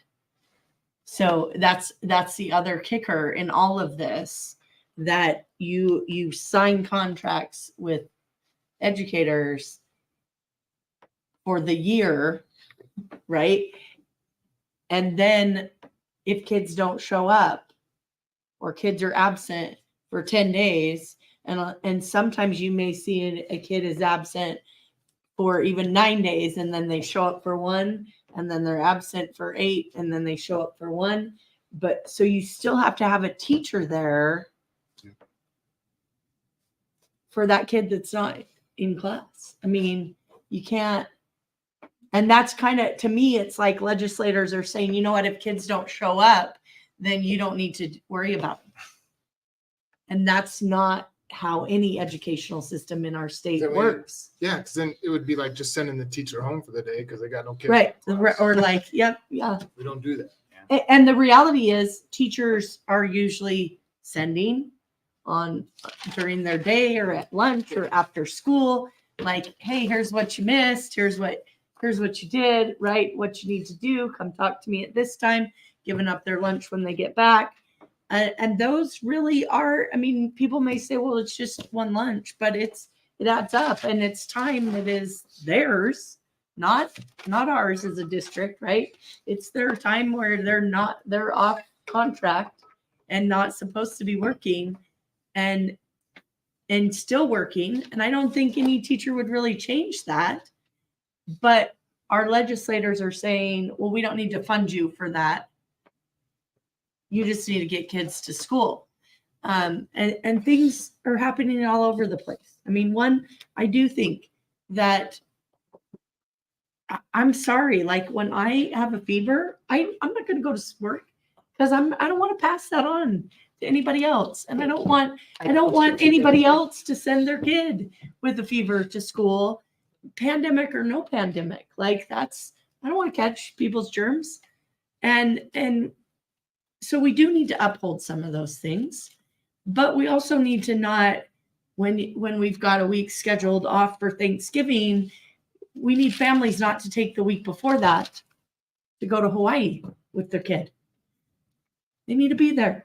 It's important, right? And we have things like that happening all over the place. Do I think those are great opportunities? Yes. And I actually think they're super valuable. The problem is the way we're funded.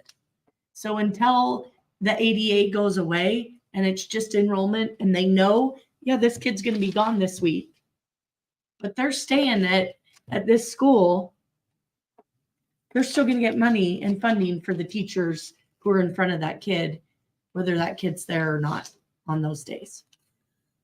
Well, the legislature comes back to session in January. I know.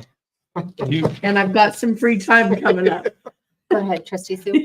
And beyond the human element of the contract, there's also contractual obligations for lease payments for laptops. Yes. Yeah. You anticipate having 8,000 laptops. You buy 8,000 laptops, or at least 8,000 laptops. So there's obligations there. I hope Power doesn't care, right? If enrollment drops, they want their bills for power. We have to keep the rooms air conditioned. Yeah. So I think there's a lot here. Yeah, Trustee Sue, that's a good point. And to what Trustee Simpson was mentioning, you do have to provide the teacher, but whoever is enrolled, whether they show up that day or not, you need to have technology for them. You need to have curriculum ready for them because if they do show, you got to be able to educate them. And our schools have worked hard to get kids at school. They are working very hard right now. They all have specific plans that they're implementing to try to get kids, incentivize kids, and talk to parents and send SROs to houses to get parents to send their kids to school. So, and they are working on that. They're working very hard.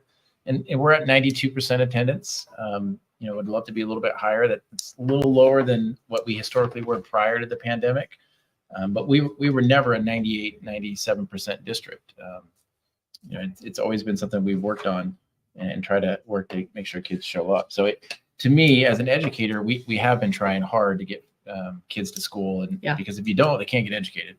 If they don't get educated, then they make bad choices. They don't got a good shot at being successful in life. So it's part of the reason why you educate kids is to get them to school. Yeah. To piggyback on what Dr. Russell just said and what Trustee Simpson said, there's some recent articles, literally in the last 24, 48 hours, about the effect of chronic absenteeism across the state and what that is impacting on the actual student achievement side, as well as some of these other factors. So Trustee Kirby, like bringing that current data, that is a real scenario that's there. And to Dr. Russell's point, we have had our schools doing everything they can to get kids there. I was looking at that data today, and we are doing all those things, and still We're falling short of where we'd love to be, but we need others to understand that at a policy perspective. That doesn't change the fact of where we're at and how we have to navigate these things in front of us. Well, And I that's think where we our have to plan be has careful because 92% in any realm is a passing grade. And so I think what we need to say is that the funding is just so important that we would love to be at 100% completion, but 92% is still us doing our job. There's always going to be people or situations that you can't factor for. You have to value being in school as much as the teacher is valuing teaching it. It has to be a two-way street. I'm not trying to put blame on one or the other. Right. But 92% is good. So I just don't want to shy away from the fact that 92% is good. I appreciate that, Chair Taylor. And again, post-pandemic, families have made different situations. There is They have. a cultural shift. There's a of huge what that cultural importance shift is or in the not. way that families feel So- about education. Yeah. And 2020 did change the relationship to education in the family unit. Whether anybody wants to say it or talk about it, it definitely did. Agreed. Do we have any more questions on slide 12, trustees? Not at all, that I just am trying to galvanize it because we have other slides. Okay, do you want to move to your next one? I had 15, but I can't remember. Let's go there. Did you have questions for 15? Let me look. 13, 14. Nope, I go to 16, but this is perfect to go to Yeah, 15. hold on, I did. Perfect. So we had talked about this, that part of the levy was a $5 million pay down of the bond. If this doesn't pass, and I'm sorry, the 5 million, and then there's a second $5 million payment the year after. If this doesn't pass, do we get that $5 million or does it go away? So the way the law works is it's a three-tiered approach. It goes towards any outstanding bonds, which we no longer have outstanding bonds after this year. It goes to any outstanding supplemental levy.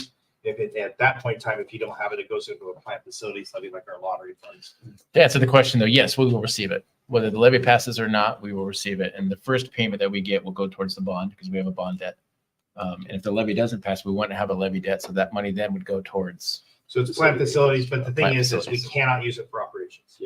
So at that point in time, it would help us in plant facilities. Don't get me wrong. I mean, that would be definitely nice, but it would not help us in any of these things other than maintenance projects.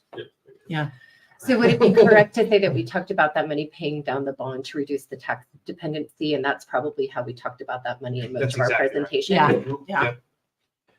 So I had continued salaries on here with a question mark, and I think my question was around the continued salaries. Are those the salaries? Maybe it goes back to that question of my first question, those additional, and I'm doing air quotes when I say additional, I don't know if the camera's on, but those maintaining those positions that we brought on or that we're maintaining with, So is that what this 3.3 yes, is? this 3.3 million actually comes from 10 years ago when the district went into its financial crisis. Yeah.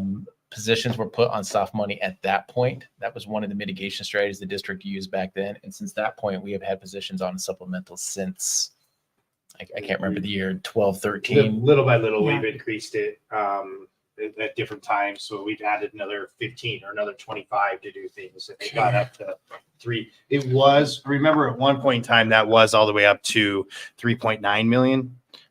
2 years ago, when we started getting some of this money, we started the mitigation of trying to reduce this down to 3.3. And we were going to go 600,000 each year.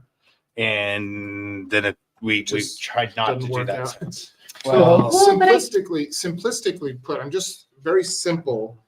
We brought on, this is soft money, Correct. $3.3 million soft money for these continued salaries from 10 years ago and continuing through this day.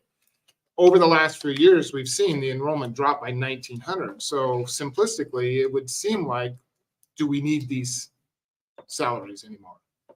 How many years ago was this put on the levy? It's been a progression. So every Just- 2 years, we've raised when did it we probably start about this levy? 15 to I'm sorry, 20. what So year? this one was my first year. We started the new levy at What's 3.2, the year? 2013. Thank you.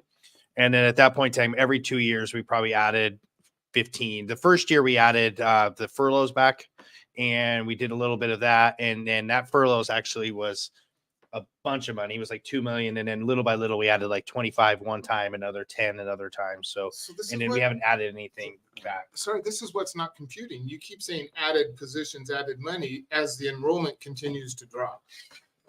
Trustee Kirkman, How do to we answer your, square that with yeah, the- to answer the question, Yes, these positions are still needed because you would be dropping then the schools, 1 or 2 staff members Not just teachers. across. No, it's Okay, just I wanna make general. sure It could that be, we're talking about- it could be counselors, it could be school psych, it could be administration, it can be parapros. But the schools are saying is they have that And need. insert as well, 'cause as the bulk of our revenue each year is related to our enrollment. So as our enrollment has been dropping, our revenue from the number of students we have has also been dropping. So the ratio that we're trying to keep of staff, that this money goes to keep that ratio. So it's not like all these kids have gone away and we've maintained the same level of staffing across the board. And Like we same have level of gone revenue. with less staff, but the revenue drops. So as revenue drops because we have less students, okay, we're trying to still maintain class sizes, support staff, so forth and so on. So these soft monies are just maintaining what we've had that whole time. So it's they're not Exactly right. It's, like, it's think of it as a this, going scale down that like has this, gone not together. Correct. like that. Well, Right. I understand that, but there's a lot of people out in the public that have this simplistic question, and it's not a bad question. I think it's a legitimate question when you don't understand the context and the background and all the reasons behind it. We're keeping these salaries here, and our enrollment keeps dropping. Why? Why is that? But it's not necessarily a gap that keeps widening. They It's have a to gap understand that the two are follows exactly synergistic. right. trend. Yeah. That was a good. That was a really good analogy. Well, This is being live. Yep. streamed. I mean, This filmed, is live so- and so they filmed. can see the. Yeah. I just wanna make sure they see it. So go ahead. Correct me if I'm wrong. I feel like in the last meeting, Randy, you talked to us how maybe having some positions on here helped us in other ways. And I think it had to do with our number. So these FTE don't count. So these FTE actually count. What I was talking about at that point in time is I use it or lose it. And so the state has a policy of if you don't use all of the positions you are allocated, you lose it. And for years, so we'd always go Yeah. a few FTE over just so we didn't lose our FTE money from the state. So what this did is counted, these FTE counted toward that. So our numbers stayed as a teacher to student ratio were good in comparison to our sister districts of our category. So we didn't lose that flexibility Thank to you. be able to do it. Can we actually address the things on the levy that aren't continued salaries, like tennis and tracks? Where do we get money for the state for tennis and tracks, Courtney? We We don't. don't, Athletic filter, we don't. maintenance projects. We get 1.2 million out of lottery money. Okay, so we get 1.2 million for all of our maintenance For projects. all of it. Early And that childhood? That includes. not Nothing for just- early nothing. childhood. Nothing. Security, We don't, Nothing. playgrounds, nothing. activities, Nothing. transportation. This Yeah, we get that's- nothing because this is money. This is for our athletic. staff. This is athletics and still some free. other on So we get a like little bit of money. our for necklace in activities. here that we can't get used for. But We so get- no, we're- I'm just asking, do we get funded for anything? No. So we get nothing for Nothing. activities. So nothing for activities, right? Nothing So for we don't get money. I will say too, for our transportation, we get a less percentage each year from the year before. So as busing costs and Have gas gone up, costs keep going We've up, gotten less we money. keep getting less and less. We'll never get the Okay, same amount so as last let's year. talk Just to about, separate real quick, this is not district transportation, getting kids to school and back home after school. This is separate. Yeah. let's talk about what that is. Extracurricular Extracurricular transportation that we're dispersing costs for. So there is a small portion that has to do with New Horizons and early childhood. Early childhood, we're not allowed to use general funds for any kid under 5 years old. It's against the law. We can't get it changed. And so this allows us to bring our typical peers in. So that's early childhood. Okay, our SPED we can, our early childhood Yeah. SPED we can, but our regular peers we can't. And this was our New Horizon plan, because I don't know if you remember when we went through the thing, we actually cut busing for New Horizon and it blew up the entire school. So that was why this got put on there, is to be able to help with Yeah. getting New Horizon their busing back to get kids back there again. Okay. So those are the only thing. It's only about 150,000 of that money though. So Okay. it's not a huge amount, but it is portion of it. So far where I've started tennis and track, we get a small portion of money that's actually funded in transportation. Is that your answer? Okay. Yes. So right now we get about $150 funded in transportation. So starting from the left of our pie, there's nothing we're really getting funding for. Technology, walk me through how we get funded for technology. I do. So right now we get some federal, some state money from, which is our quote, our technology money, our 245 fund. And right now we get around $900,000 a year for that. And why do we ask for more? Because we as a district chose to go to a one-to-one model.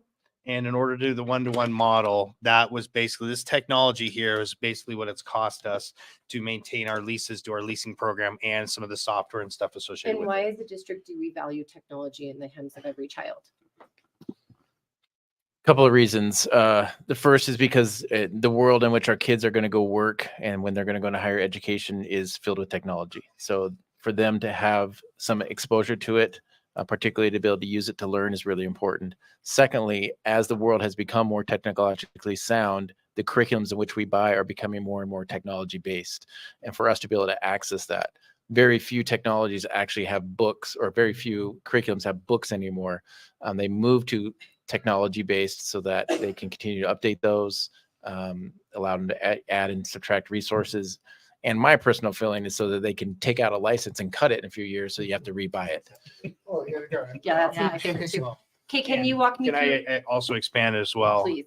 During COVID, we were the only districts in the state that actually could pick up in March Yeah. when everybody got shut down. We were back up and going in 2 weeks, I believe is what it was, when no other district, almost every other district basically shut down for the rest of the year. So we were able to reach kids based on where we were at with And technology our systems were quickly. ready to go throughout COVID when a lot of people were still trying to buy like Chromebooks and all that kind of stuff. And so we were ready for Trustee it. Sue, I just want to finish the pie. Do you have a question to the technology?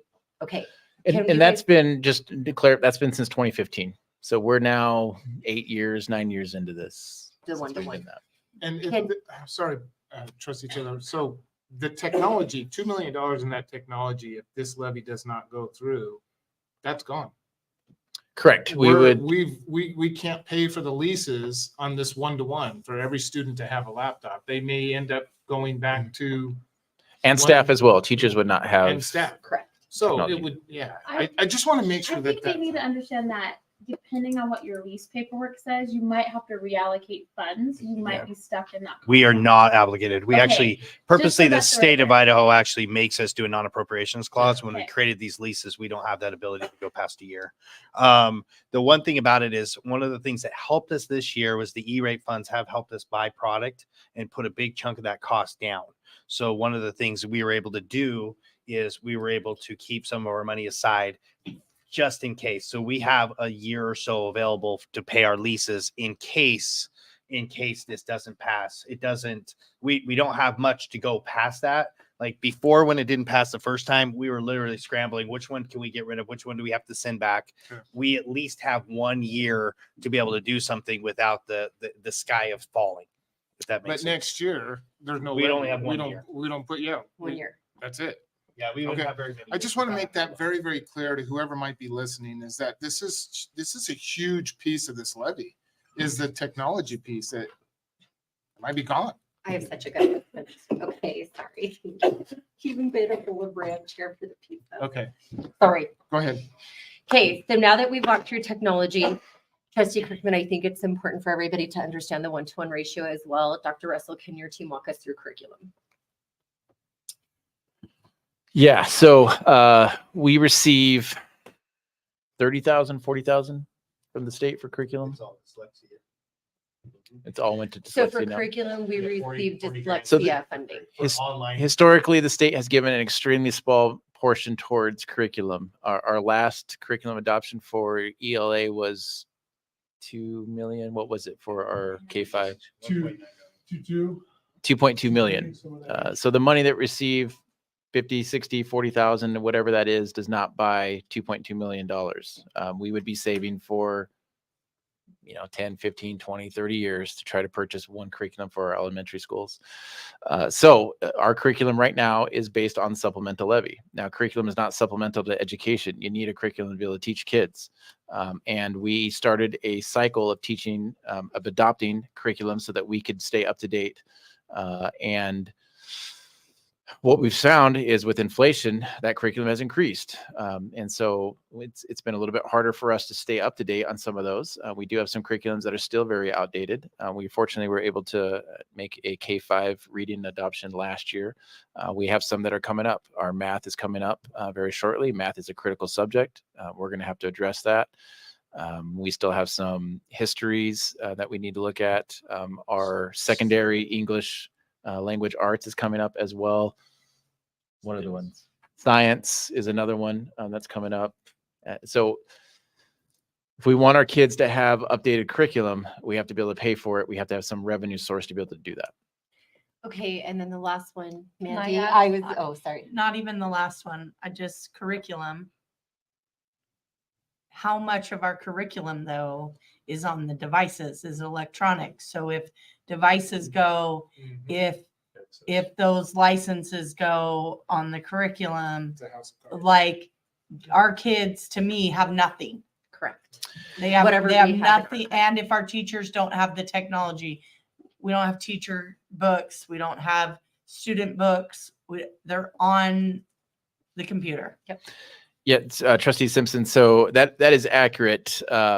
It depends on the curriculum. There are certain segments that are kind of book related, but the vast majority of them do have some sort of technology licenses that teachers are able to access and students are able to access. They would lose that ability to do that, which would make it essentially impossible to teach the curriculum because you don't have the whole curriculum. You only have a small segment of it that you're actually able to use. And as I mentioned, that is where publishers have moved the last 8 to 10 years is online and digital because we're in an online and digital world. And that's where the product is. So even if we were to say, we don't want technology, we don't want that, our ability to be able to find curriculums that will meet our needs drastically limited, if not impossible, to be able to adopt and get into our schools and to fit our size. Because there really isn't a physical alternative that can fit the size of our school district, being as large as we are. I'm looking at Araceli. Is there anything you would like me to add? She's our curriculum instruction director. Yeah, the curriculum companies will often, after 8 years, because that's what basically the cycle is, will turn off your access to be able to do it. So you have to do it with them. So just to reiterate for those listening, she just mentioned 8 years is typically what a publisher will put as a cycle. After 8 years, they will turn off your ability to access that. So that goes back to the need for us to continue. Switch, and I still don't understand why math curriculum changes at all. So one of the things I will tell you before we went to one-on-one as well, we used to, it kind of goes back to both these. One of the things we used to do is we used to have labs in every one of our schools. We had 1, 2, or 3 classrooms in every single one of our schools that had labs. Every single one of those, we had about 9,500 devices, and those were about 6 to 10 years old each one, which was killing our IT department. So we had no ability to even update the labs that we had. So that was the issue. Either go to one-to-one and do this kind of thing, or we were going to basically have to redo our labs. Mr. Dewey brings up a good point too. As we all know, in 2019, we were hit with a security issue, a cyber attack. If we do not have updated devices that can update to the modern software, we cannot protect our fleet. So if we were to go back to these school-based type of computer labs we have with outdated computers that can't take the new software to protect us, we open ourselves back up to another possible cyber attack. So that's another concern. So the lease has allowed us to continue cycling through so that we have updated technology that will take the software. I also believe that our students take the ISAT on these devices. So would we lose some funding if we're not ISAT testing our kids because we don't have the technology to do so?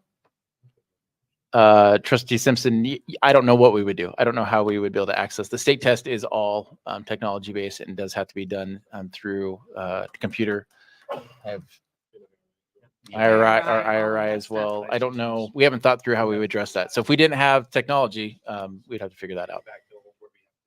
So that we can get to the last piece before continued salaries, because I want to make it abundantly clear to our community what is on the levy, like what is really on the levy. Can you guys also walk us through supplemental salaries and why those have been moved to the levy? And I think Mandy could really walk us through why she really thought those could be on the levy too. Yeah. So supplemental salaries are salaries for extracurricular activities and sports, our coaches, our assistant coaches, our advisors.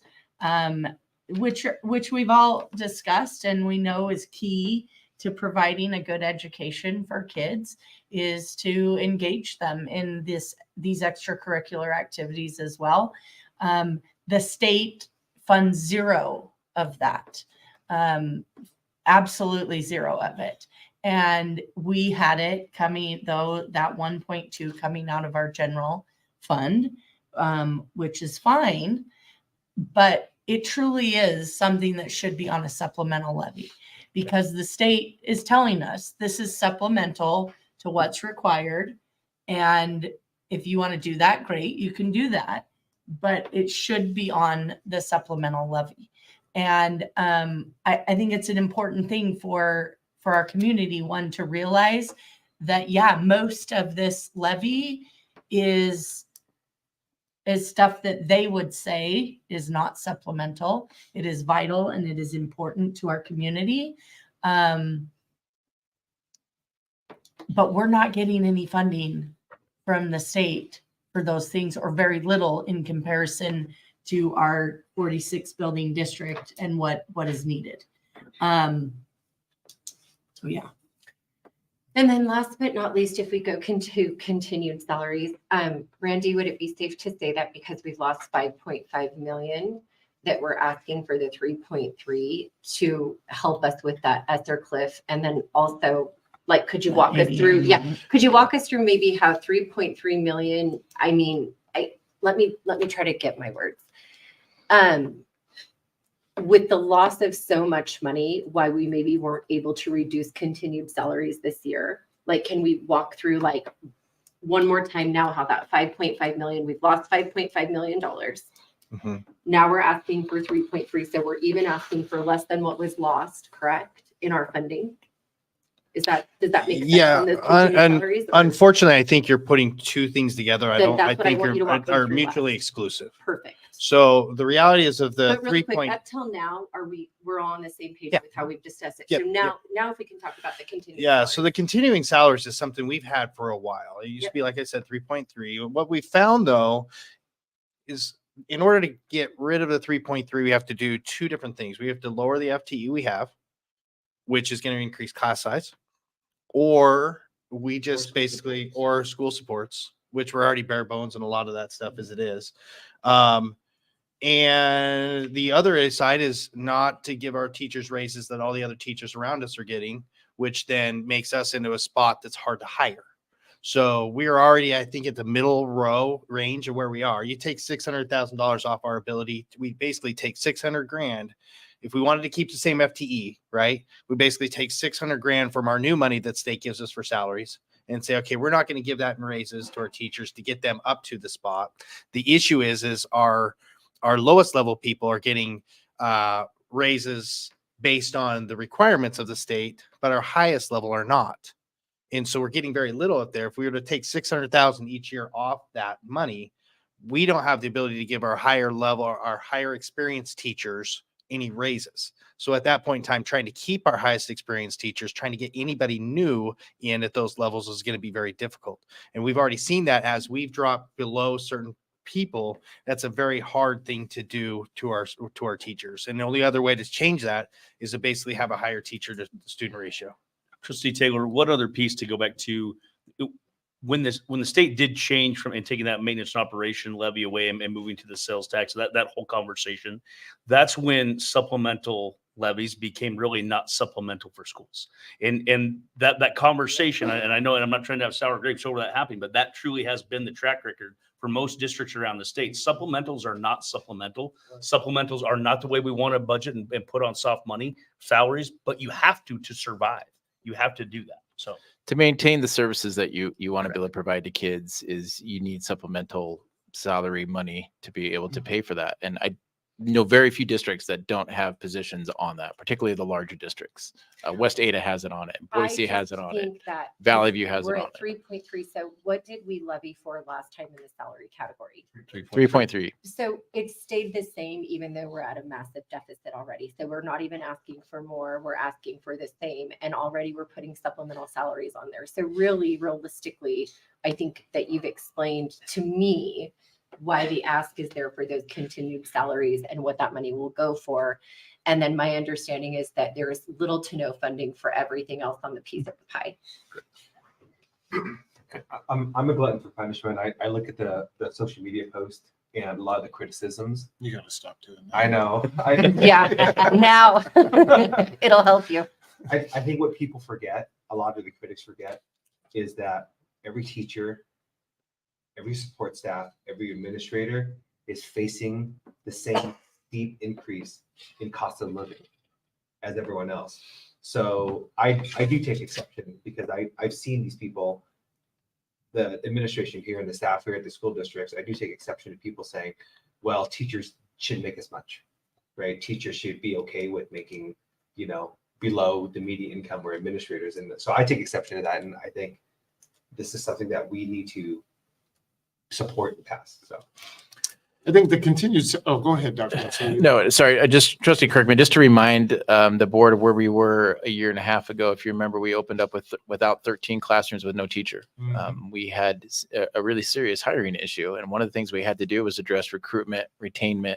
And one way to recruit and retain is to ensure that salaries were competitive, not only for teachers, but also for classified. And the districts worked really hard to put money into that so that we can ensure that when we open school, we have teachers in buildings. I mean, that is the primary thing that you need. And that's been one of our focuses to do that. So to take that off, as Randy would say, would take money away from keeping us competitive with all the other districts around us, particularly if they are running supplementals. Attract true talented teachers. On the continued salaries, do you have a breakdown of how many, let's just say, because teachers, support staff, whatever it might be, do you have a breakdown on where that money would be or is allocated to the salaries? Because I think when people see continued salaries, they immediately just think teachers. Can we move to slide 16? Because I have that exact question for slide 16. Yeah. So Just to see if it's on slide 16, because maybe it was supposed to be. one of the things I've never done with this money is say that it is all teachers. We put it in perspective of teachers. That's the easiest way to do it. But reality is if we were to lose that, we then have to go through our entire system, and we would be doing like we did in 10 years ago to say, where are our cuts? Maybe it's going to cut here. It's a cut here. Because it really isn't necessarily 44 teachers, right, let's say. But in terms of easy, so we can talk about it, we just divide it by 75,000 average salary and say it's roughly around that. It's an easy way for people to do it. But reality, it's maybe we have a few less maintenance staff. We have a few less this and a few less that people. And I think that's important for the public to understand, because to Trustee Sue's comment, it's teachers get paid too much. That's some of the negative comments out there. And so I think if they understand that this supplemental levy, which really isn't a supplemental, It's not lovely. it's not lovely at all, is not just for teachers. It is for those critical support staff. And so that's why I was asking if there was a breakdown in it. I don't know if it's on this slide or not, but we never have. Yeah. So I don't know. I don't know if that's possible. It might be too late in the game now. It's especially with the levy coming. Let me do so. If I were to look through the previous, so like I said, the first initial part of this came from the furlough days. Mm-hmm. So let me say we had 14 furlough days. We got one back. So it was 13 furlough days that we paid back with and majority of that, because most of that was teachers and an admin. Then we had 5 days for the classified staff. Okay. So when you look at the amount of money that we put on initially from that furlough days, and 90% of it was teachers. Yeah. And then after that, we added 25 teachers, another 10 teachers. So if we really do want to focus what that is, it is 90% teachers costs. Yeah, it's not a lot of the ancillary, because it was only 5 days of furlough for classified. And at that time, our classified weren't making that much money. Dr. Russell, can we speak, before we move on, just in the realm of the conversation we were just having, can we speak to what it would have done to the culture of our schools to cut this much staff going into this year? Can we speak about what that would have done coming off the tumultuous few years that we'd had and the excessive political issues that this board had to deal with all the way through? Yeah. So Chair Taylor, to answer your questions, what would have happened if we would have cut more? Well, So initially, I mentioned it was difficult for us coming out of the pandemic. We saw higher needs in students, higher academic needs, higher behavioral needs, higher anxiety, higher depression, those type of things.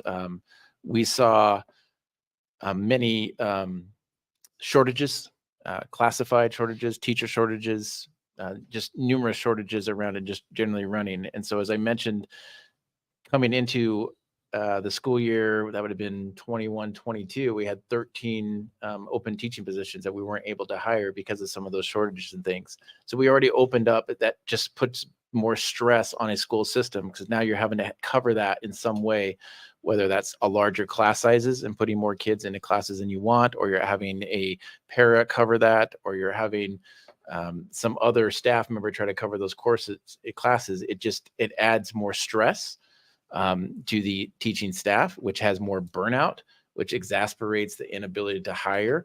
It has more class, makes it more difficult to teach some of the kids, particularly when we have some of the behavior needs that we're seeing. And we saw that last spring when we had some staff members come and email the board about some of the severe behaviors that we're seeing in our schools, and we tried to address that. We even heard some of that from our association continuing that we're trying to address that, and we need resources to be able to do that. So it makes the environment more difficult. And then if you're not able to open up as we have this year, staffed well, our class sizes are well. It's why our schools are operating smoothly right now. It's because we have the resources. I would love to have more resources. I think if you talk to any of our teachers or administrators, they would tell you they have more because our kids have a lot of needs, but we are doing well right now. Well, we just shared why. We have a lot of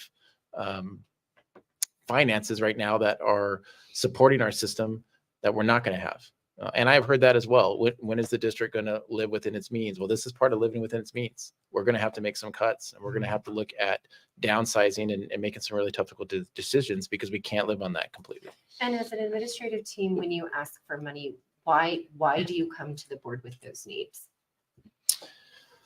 Why are we here today? Yeah. I think it's because this is very unique for the school district. In the 20 years that I've been here, there's only been 2 situations that I think are as dire as this. I'm going to stop you actually. I'm going to go back into levies. Sorry, because Okay. you're not understanding the question. But when you guys get in the way I meant it, I'm sorry. But when you guys get together as an administrative team, when you come and ask us for a levy, it's for the benefit of children.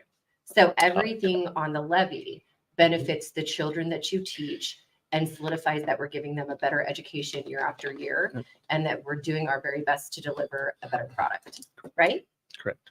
And just to be clear about this too, even with the levy passing, we're going to still have to make some tough decisions. Yes. We will still have to Yes. close schools. Buildings will have to close. Correct. To speak to the people who say Well, we need to live let's- within our means.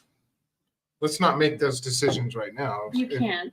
Well, Yeah, I'm just saying. But I mean, Well- we're saying Yeah, we're just- closing but yeah. buildings. We're not, Yeah. that decision's not been made yet. I just want to make that very clear. It was indicated in the presentation, Okay. Yeah, that we will have to, it was very well but indicated. no Yeah. decision. the Yeah, board no can make decision tonight. has been made. Yes. To Trustee Sue's point, though, these are separate because we've had some questions from our own staff and our own administrators. Well, if we pass the levy, would that mean that we wouldn't have to consider taking some schools offline or repurposing schools or redrawing boundaries? And no, those are separate.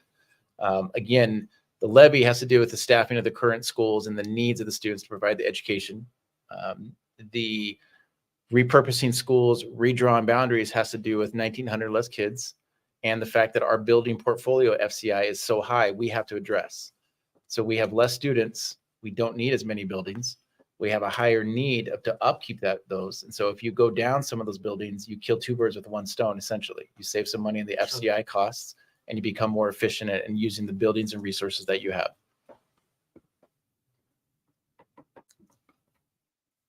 Which actually fixes your problem like this instead of fixing your problem like this. So when you do work on the back end to cut cost and bring in more money on the front end, you get closer to fixing your issue. Sorry, I just have to really point that out. And Trustee Taylor, Exactly what we're trying to do. I think it is important for everybody in trying to get to that goal. Our ability to generate revenue is non-existent in public schooling other than students in the building.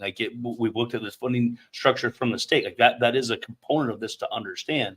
This isn't, and I think maybe for our constituents to understand, it's not a business where I could look at raising prices or cutting production, or those aren't the things that are available to us as tools.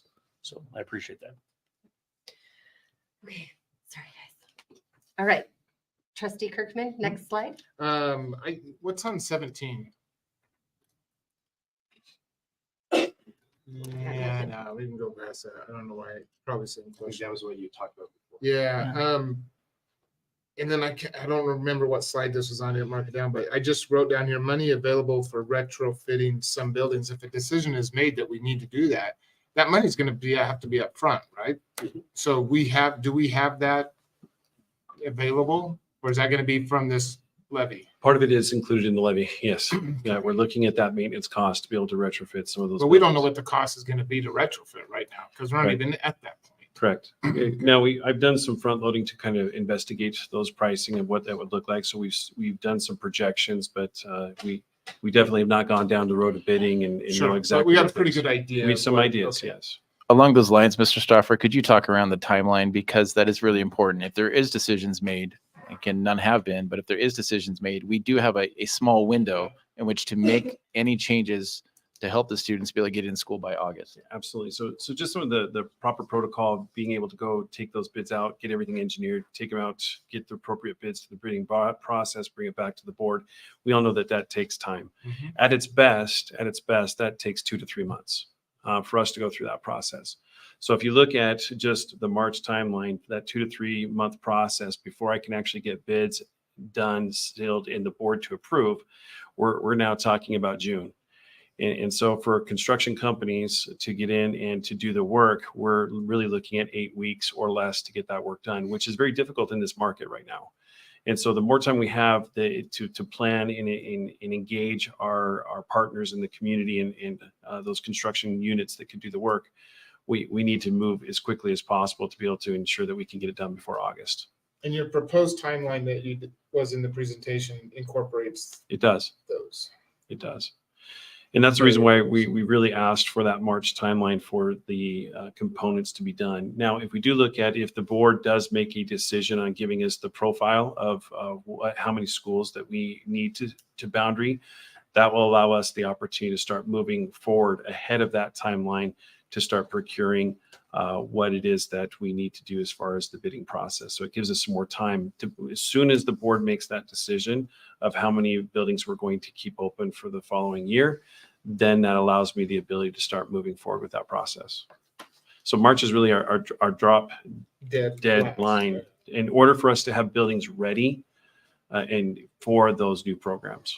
So the sooner the better, but March It'll be the- extremely tough. And I can't even, I don't know if I can guarantee that all the buildings will be ready, but we will be well engaged in the process and things will be moving.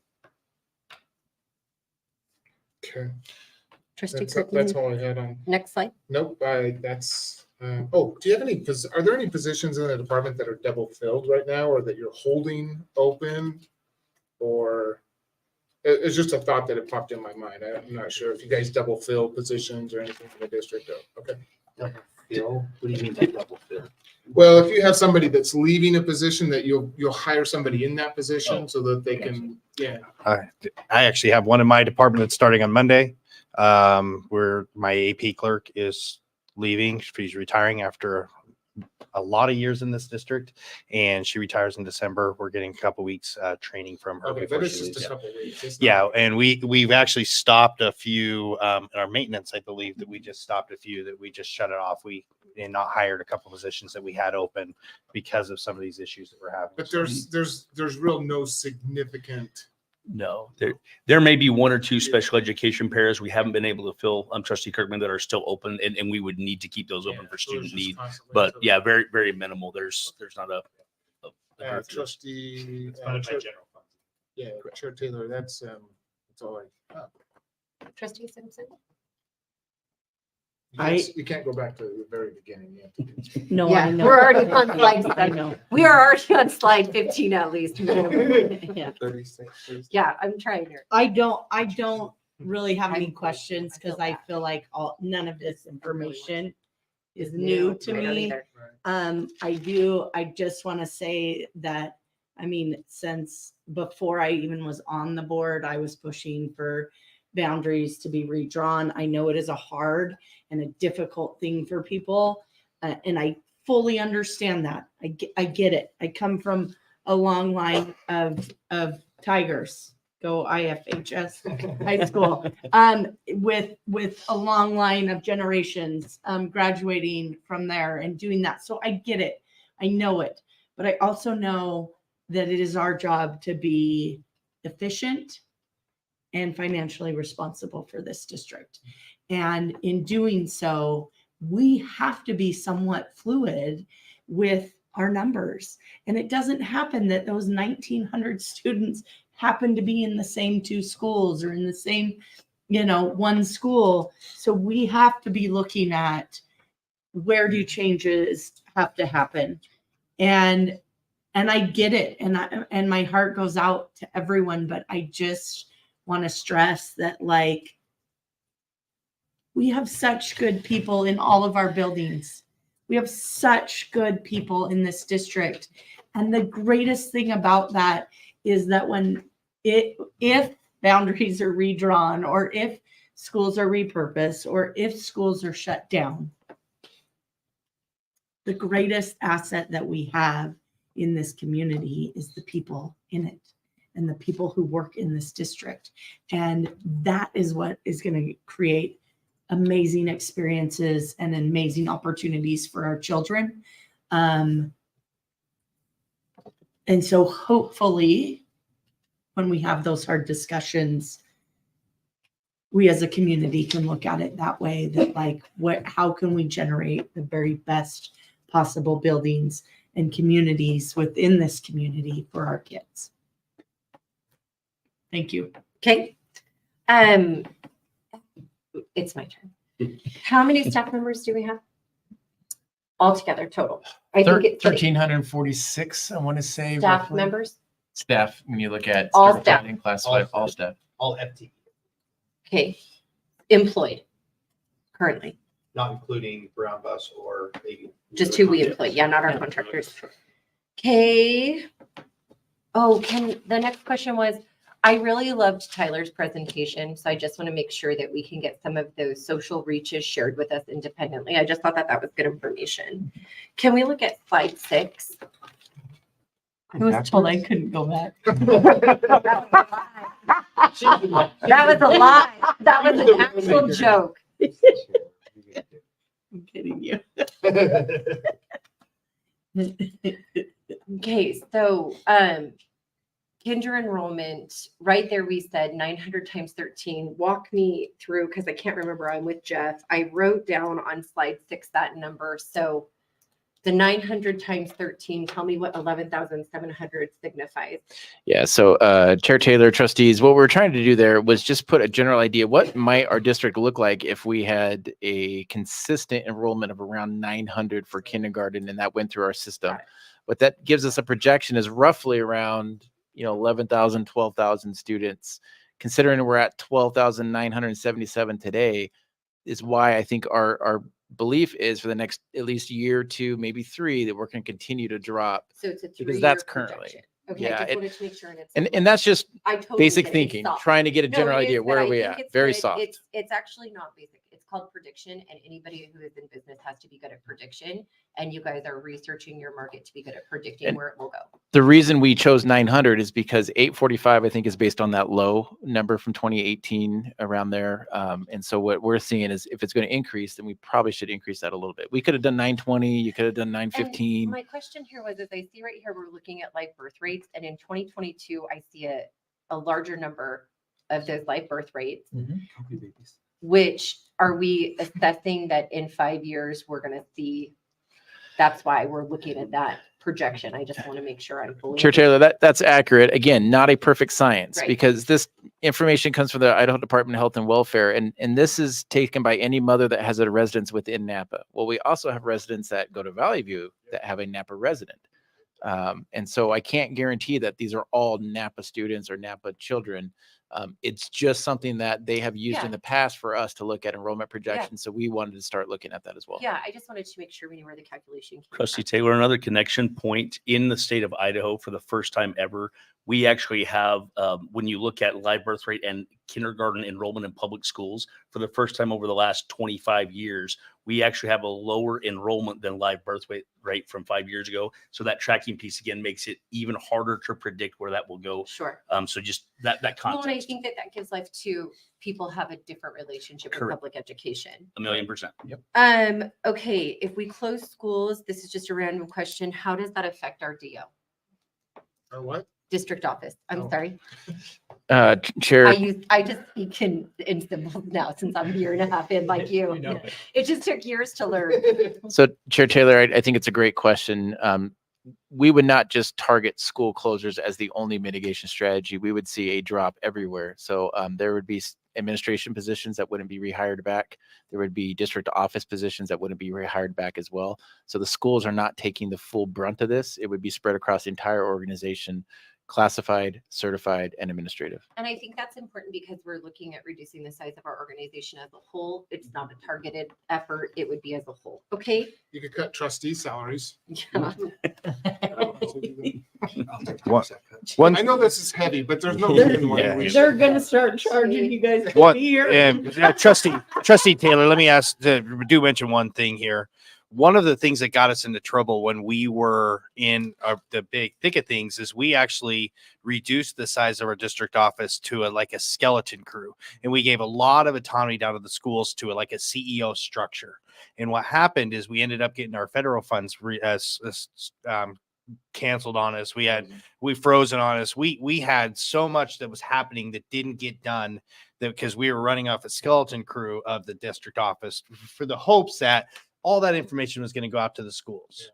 So one thing, so I don't think we're bloated by any means at the district I office don't level, think even it's- for the I size don't- that we might go down. And I don't think that it's that. I think that it's important for people to know that it's a full wide district conversation. And I don't think we anticipate that any building, at least in my impression of this board, should run on a skeleton crew.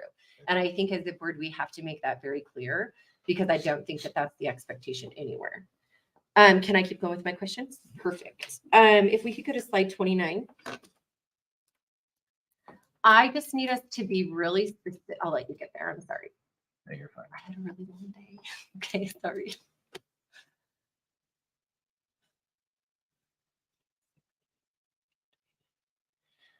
I just want you guys to be real specific on the board decision. I think that ask needs to be made right now. What are you asking us to decide? I think it has to be real specific.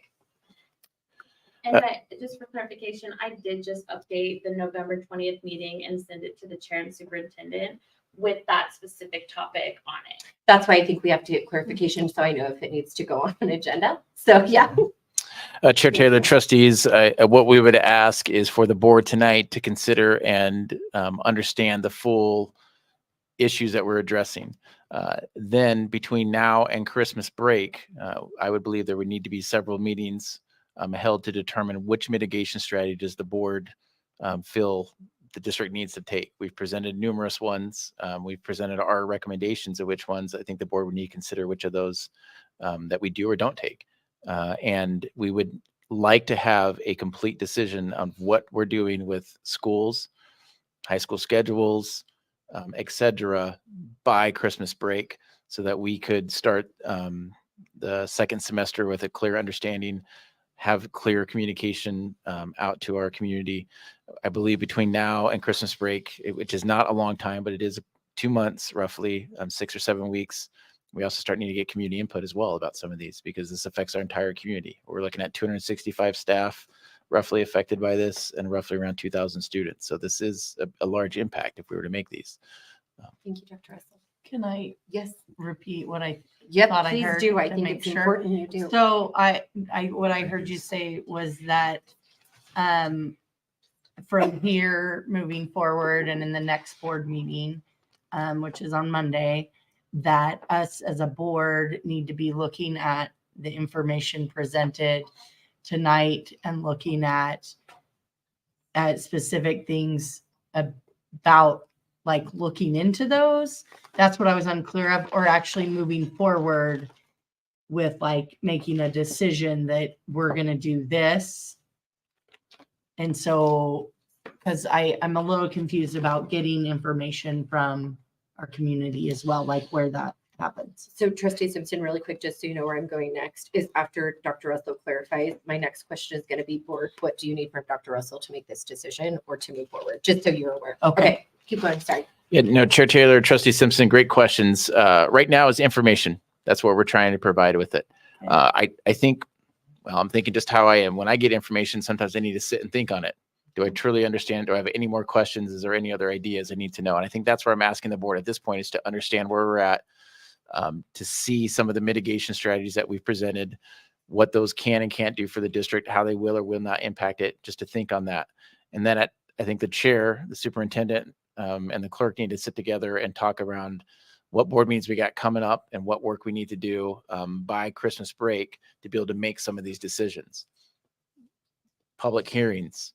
Do we need to have more open sessions, more board meetings? I don't know. Work sessions. Do you have other questions that we aren't answering tonight that we need to look into and do? And these are going back to what you just asked. Is there stuff that you need from the administration to continue forward to be able to feel confident that you can make a decision on which mitigation strategies we need to implement for our district? So because I think that this is such a big decision and there's a lot of important information, this is the first time that all of this information has been shared with it in its entirety. And it was only shared with the administration. And who else today, Dr. Russell, for the first time?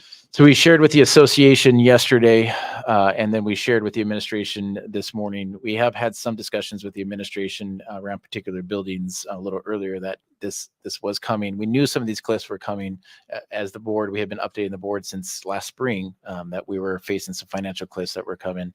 But putting them all together, this is the first time. And we're getting this all at the same time so that we had access. I wanted to make sure that we had access to the information at the same time. We wanted to make sure that the information, this is the first time I'm getting access to the information so that we were all on the same level, but it is important to know everybody's getting this information for the first time. So we also, there's a processing time for our constituents and our community as well. And there is a time that we will need to also discuss with them and make sure that they're aware of what's out here too. So I think that there'll be additional processing time for that because this is new information. So I wanted to make that disclaimer as well. Trustee Taylor, one other piece you talked about earlier about what would be the impact culturally and things for our buildings. Like the reason for this timeline is what uncertainty is really hard on people. And so again, while it is very difficult decisions have to be made, that's why we're looking at that timeline so that we do have time to develop plans. We do have time to develop strategies to work through this and walk our people through what that looks like. So again, that but I think connection. It's important because this feels ominous to people. And so we talk about it for too long and it's just more fear and dread that we're trying to get away from. Yes. I do think you guys have to speak to that because it does take a lot to run an organization, and organizations post 2020 are more reactive and emotional. All organizations, not just school districts. So that November board decision on building portfolio, do you have a slide of just that November piece, that November bullet, or was the proposals, was it just in November? Because you got to have that decision first before you can go through December. Correct. I think, again, going back to the title of it, this is really to help us with the school boundaries to be able to make that process happen in the timely manner, in which then breaks off and cascades into building preparedness for next year. So this is one of the many items that need to be discussed. The November timeline, again, is going back to, we need to know what our profile is of buildings to understand how we're staffing and also where we are putting people. But you already have that information on it. Didn't you speak to that in one of the slides? This is that slide. That is that slide? This is that slide. I think there was a next slide. Yeah, there was. There's another one that's the process of how to go through that selection. Is that the one you're talking about? That's previous to maybe this? it's you actually asked the recommendation. Of yeah. Oh, I'm the not actual- looking for. Yeah. So this was just for the school boundary Other recommendation. way. And then- Here's the Okay. mitigation strategies that we talked So about. since we are getting there, this is my next slide. So can I go to these questions? Okay, have we talked to high schools about changing the schedule? How do high schools feel about changing the schedule? And I'm a big half-day kinder fan, so know that I'm going to go for that all the way. I feel like full-day kinder is too much. As having been a former high school principal and in communication with Mr. LeBou, we've talked about a high school schedule change for numerous years and needs to do that. We So talked about it there, before here. yes, and this is something that, again, there will be bumps and pieces along the way. However, this is not something new to our CTE programs, to our general education teachers. This has been an ongoing conversation. So And then next question, have we had a conversation around half-day kinder? And you said that we've had half-day kinder until 2018? since 2018, correct. Said Full No, day. no, full day it was kinder none. since Full day, 2018. yeah. So we've had, Yeah. so in 2018 and 2019, we had full day kinder, and then into 2020, right? Because March, so basically into 2020. Yeah. And then Yep. we went back after 2021. So we've had 4 years of full day kinder or 5. I know it's a fiscal school year. That's what's messing me up. But 5 or 4? 19, 20, 21, 22. 4 years. And then this year. This is 5. So this is our fifth 5th year. year. This So year. we've had 5 years of full kinder. Trustee Kirkman, that was it for me on this particular slide. Do you have anything else I on this can't slide? remember what I It was about the Oh, mitigation November. strategy, the November meeting, and then you Yeah, wanted to so see the the bullet November, the points. information that you need. Let me let him finish. Oh, that's okay. Okay. Go ahead, Randy, if you're. it's a- There are a couple of caveats with the half day kinder I got to warn people about. One of the things the money that we were getting from the state was from the governor was supposed to go originally to full day kindergarten in the funding formula. It didn't go through for many different reasons. So in order to make it pass, they went and did it through K3 literature money. So the reality is what we don't know is what's the governor's desire for full day kindergarten or not. Yeah. The other thing we got to watch out for, remember when we do half day kindergarten, it's every other day plus a Friday or whatever. And then we now have put some of our parents back in a situation where they got to get daycare in those days. So it's not necessarily just us we got to think about. It's some of those now need to get daycare for those kids that they Yeah. didn't have daycare before. Yeah, I remember those days every other day. Of course, I was the dad, didn't have to worry about it. But the half day, would that affect the funding that we get from the state No, if we 'cause go the to half funding's the day? same. We would get the K3 lit funding we get anyway. So what we're talking about here is taking that money that we're putting into the full day kindergarten and then basically supplant the funding that we currently already have and put it into first grade or second grade teachers. We do it a little bit already. We take 6 teachers out and we just wouldn't hire those teachers back. And then we would use the money and then free up money from the general fund to do other things. Okay. Sorry. Also, just to Okay. clarify a little bit more, there were some schools that have been doing all day, everyday kindergarten for some time. They used some federal dollars, some title money to provide that. When I was a principal at Snake River back in 2010, those are the things that we did. And because we saw the need of those kids academically coming in behind, they really needed that more opportunity to school in. So there were some full day kindergartens going on around. I think Endeavor was another one that ran them. Did Sherman run? So some of our higher socioeconomic or poverty schools, we're trying to run that because it was helping the kids get more used to school and get some of those academic exposure. I'm gonna hold my question. So my question is around the schedule for half day kinder. Is that the only option on the table every other day and then every other Friday, or has we just not done like a half day morning or Yeah, half day Chair afternoon? Chair Taylor, Trustee Simpson, it's a good question. This literally is just throwing everything at the wall that we could think of that Yeah. would save FTE. So we have not gone into the depth of what truly would half day kindergarten look like, busing wise or schedule wise or anything to that degree. But what I hear is that something we'd like to see. Is that Yeah. correct? Yeah. Yeah. Yeah. That would help. Trustee Taylor, just a point for looking at those different type of schedules. If you do a true half day, our busing costs will go up considerably. Yeah. And just because we're now transporting 4 times a day for kindergarten. That's why the every other day. Yeah. schedule. So that's Okay, what the thank you. district used to do that at one point in time. Okay. And when I was at Snake River as the principal there, we did that. There was a transition to the A day, B day for the busing costs. So that there has been that in the past, and there was reasons why we went away from that half day, true half day Yeah. in the past. So just as a history component of where we've been. Okay. Thank you. Okay. So back to the November,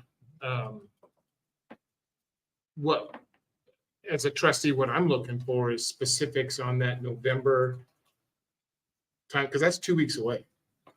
I mean, 3 weeks away, right? Yeah. Today's That board meeting. Well, so Yeah, I'm not so- sure that we can have a decision then. I'm gonna be honest with you. That's Well, I really mean, fast. but isn't that what you guys are looking for? That's Is- what they're hoping for. Okay, well, but that's what I'm looking for is what are those issues, those things? Trustee so, like, Taylor, what just would- as a really quick, clarifier. so I can clarify, are you saying like what would be the action item exactly so that you're Yeah. prepared? Yeah. And It's that's what I that want to hear specific. from. Okay. Trustee Taylor, Trustee Kirkman, what this timeline is specific about our profile of buildings. That's this timeline, and that's where this came in. Going back to what Dr. Russell mentioned earlier, we're looking at the other mitigating strategies are being looked at through December is what he was talking about. This was initial one that we put together for you a few months ago that we had discussed and with our hopeful timelines for the building profile. So the mitigating factors are in addition, and I'll turn that over to Dr. Russell, but that's initially where this timeframe came from. So, Chair Taylor and Trustee Kirkman, if I could be clearer, that does say November. We're in November now. Right. This would have been great if we could have had this conversation in August or October or whatever, but we're in November now. And so I realize November on there, not probably a realistic timeline, which is why we're saying Christmas break, which is 6 weeks from now, 7 weeks from now. If we could determine what mitigation strategies are included in this list here, because we don't need to do all of them, but we do need to make up 129. Which of those would the board like to see us do? As we said, passing the levy is critical. I think that could take a lot out of that. Do we need to use the 1.2 million? I think the board needs to let us know if that's something that they want us to do or not. Do we need to look at discontinuing buildings? And if we do, we need to know how many buildings. We're recommending 3. That would save 30 FTE. The board may say 2. The board may say 4. I don't The know. board could say none. The board could say none. Say whatever they wanted. If they say none, then we got to go down here, look at some of these other mitigations to try to make that up. Maybe it's more money that comes out of the savings So some for of us to these step down. if then conditioned on other, like if we just continue buildings, close schools, then we may not need to go to a high school schedule, or is this like all or nothing? This is spaghetti on the wall. I wouldn't say all or nothing, Trustee Taylor, Trustee Kirkman. It's that these are all the mitigation strategies we can think of, and that menu for the board of how do we navigate through this. So it's not an if then per se. It's more of these are all the possibilities. Now, how do we put that together? As we calculated this out, we would say passing the levy needs to happen, closing schools needs to happen, high school schedule needs to happen, and funding and taking money out of our fund balance. We believe that would get us there. Okay, that's what I was kind of. Yeah, looking but for. Sorry. black and white. in order to save 129. Got it. And So just quick, that clarify was the so board, black and white. That's what I That was was- so good, Randy. what we simply did was we took 129 positions and we began to subtract. Okay, if we had that and we saved 44 positions or 60 positions and that saved 20 positions and that saved 20 positions and got us down to a 0. Okay, can we go to slide 33? Just for clarity, I want to be clear too with our constituents. These are estimated, so it could be saving 22 or saving 18. Just so everybody understands, there has to be some fluidity there using Trustee Simpson's language earlier. So 33. Okay, so we're trying to save 129 positions. We had 60 on soft money. So we had 189 positions. Even if we take all of those mitigation strategies, we need everybody to understand 60 positions are going away. And go ahead. The either or was the 20 that you saw on the other one between the high school or the kindergarten. Yeah. So it wasn't, you That's didn't your have to either do the or. kindergarten and it was the high school or the kindergarten. Which one do you want to do? Thank you for that. That was a really I good. was too. thinking that as you slipped to Yeah. slide 30. It just happens to be the same number. So Okay. There's our little math. I put it in a spreadsheet. Trustees, But I think it's important too to know that it could be it could. all of those things. Correct. And I'm happy to send this to you if you want to know how we calculated that and came to that. Why don't you take a picture Well, and send it to us? Well, and one thing is, if you go back to the other slide, please. If we decided, if something would happen with the levy or something would happen to one of these other ones, we still could do like half the kindergarten and that. Right. But And- maybe that would reduce something else later on. If say the levy didn't pass, we had to come back later, do something. Maybe we do this, and bring a little bit less for the levy another time. Or something. Yeah. We have other strategies available. Those are just ones we can think of that had a substantial impact on. Right now. Yeah. Okay, slide 33. Trustees, do we have any questions around this slide with the positions so that everybody understands that those 60 positions are going away regardless? I just want to make sure we're all real clear. And then I want to have one more conversation that our administration feels as if we have expressed that. Well, just the 60 positions, we don't know, you don't know exactly which ones those are. What we do. We Or do. you do. We do. I want to You know make that which real ones are clear. funded. Right Those are now. the one-time ESSER funding, Yep. funded positions Yep. that they all knew. We're Yep. not going to be here forever. That was every year we've done ESSER except for this year. Those positions are going to be gone. Okay. Trustee Taylor, Trustee Kirkman, not to muddy the water, that doesn't mean that of those positions saved, if there's a need for some of those things, you reallocate other ways. It is positions, and yes, we can say exactly which positions are at the moment. That doesn't mean that you don't, with the positions you save, rethink what those look like. So just, again, for clarity on that. Yeah, I thank just- you. I think that was important. I think it's important. I just want to make sure it's important that even if we do all these mitigation strategies, there are still 60 positions that are. Sure. Yeah. And to clarify, budgeting a enrollment decline again for next year, Which we haven't done. which we haven't done. So yes, we're cutting 60 positions no matter what to get down to zero. Yeah. But then when we set our budget for next spring and what we're going to hire, we're not going to anticipate us staying flat. We're going to anticipate a drop in enrollment again, similar to what Mr. Knopp mentioned. We keep dropping down. Budget accordingly. We will budget like we normally do for. Yeah. All right. Can I add there? I think it's a good time to bring up these numbers just so we're aware as well. We currently have 3 elementaries under 250 students enrolled in K-5. Yep. That's really small. And we have 2 other elementaries that are below 350 or right around the 350 to 335 range. So the reality is we have 5 elementary schools right now that are below 400 students, K-5. And that is inefficient in a lot of ways, just not fiscally, but also we're being hurt in how we support our learners, how we support our at-risk learners, where and how we can place those extra supports and resources to support that. And so it's just not about staffing and the money that goes to it. We have real issues where we're hurting ourselves by maintaining the same Yes. Quid pro bottom operating. Yeah. We've just got the departments of these elementaries are now, they tip past the point of us being able to be efficient when it comes to supporting our staff and our students and our families. Because we can't give them the resources that they need when they're that small.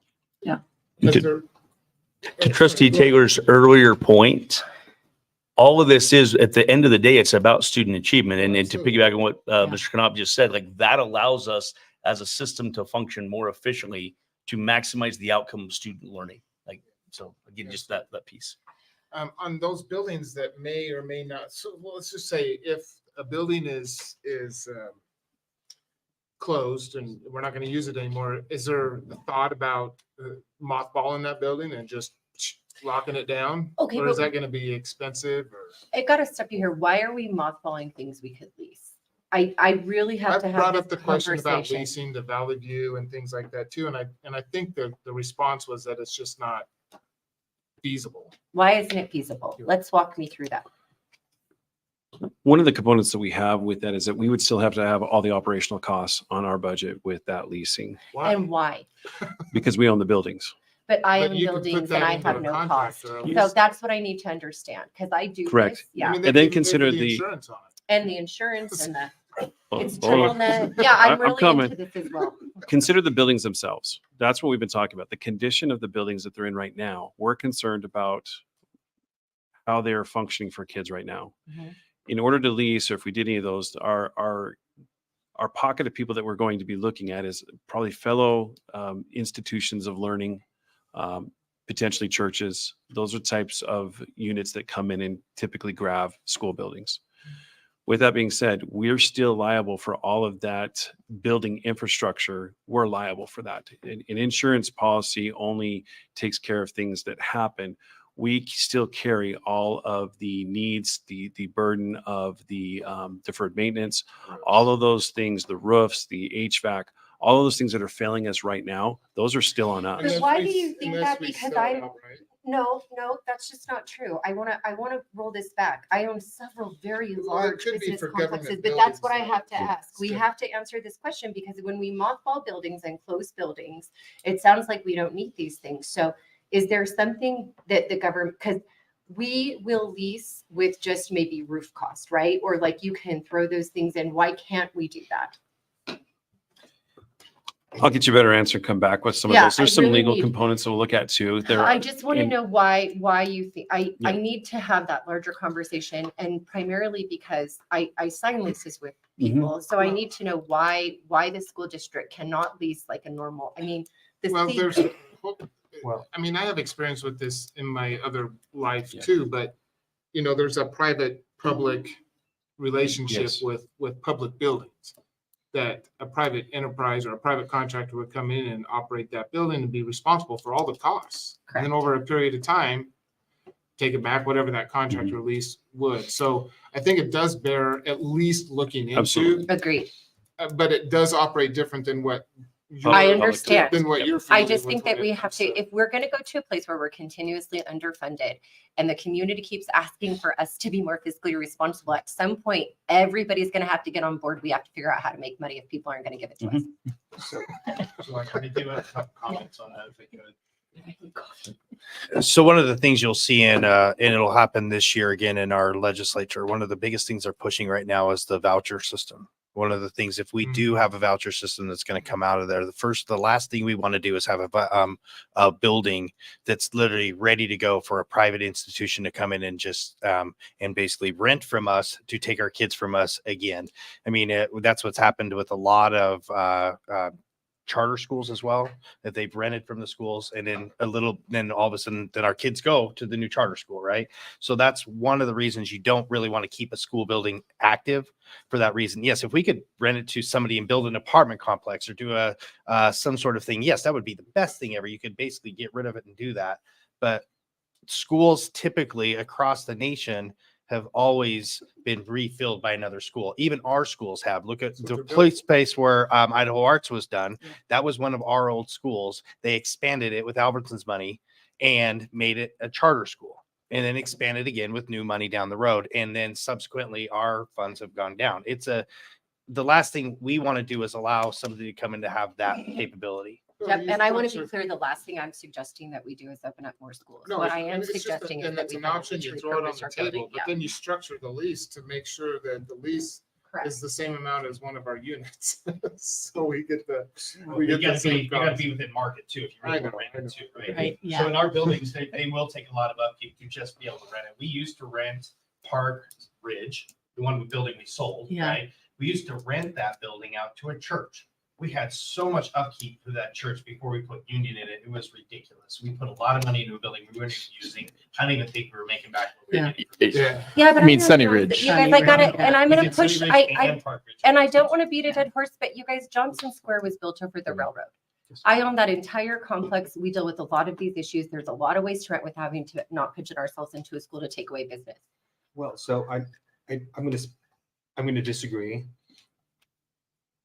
A school building, like Courtney said, has a very specific customer base, right?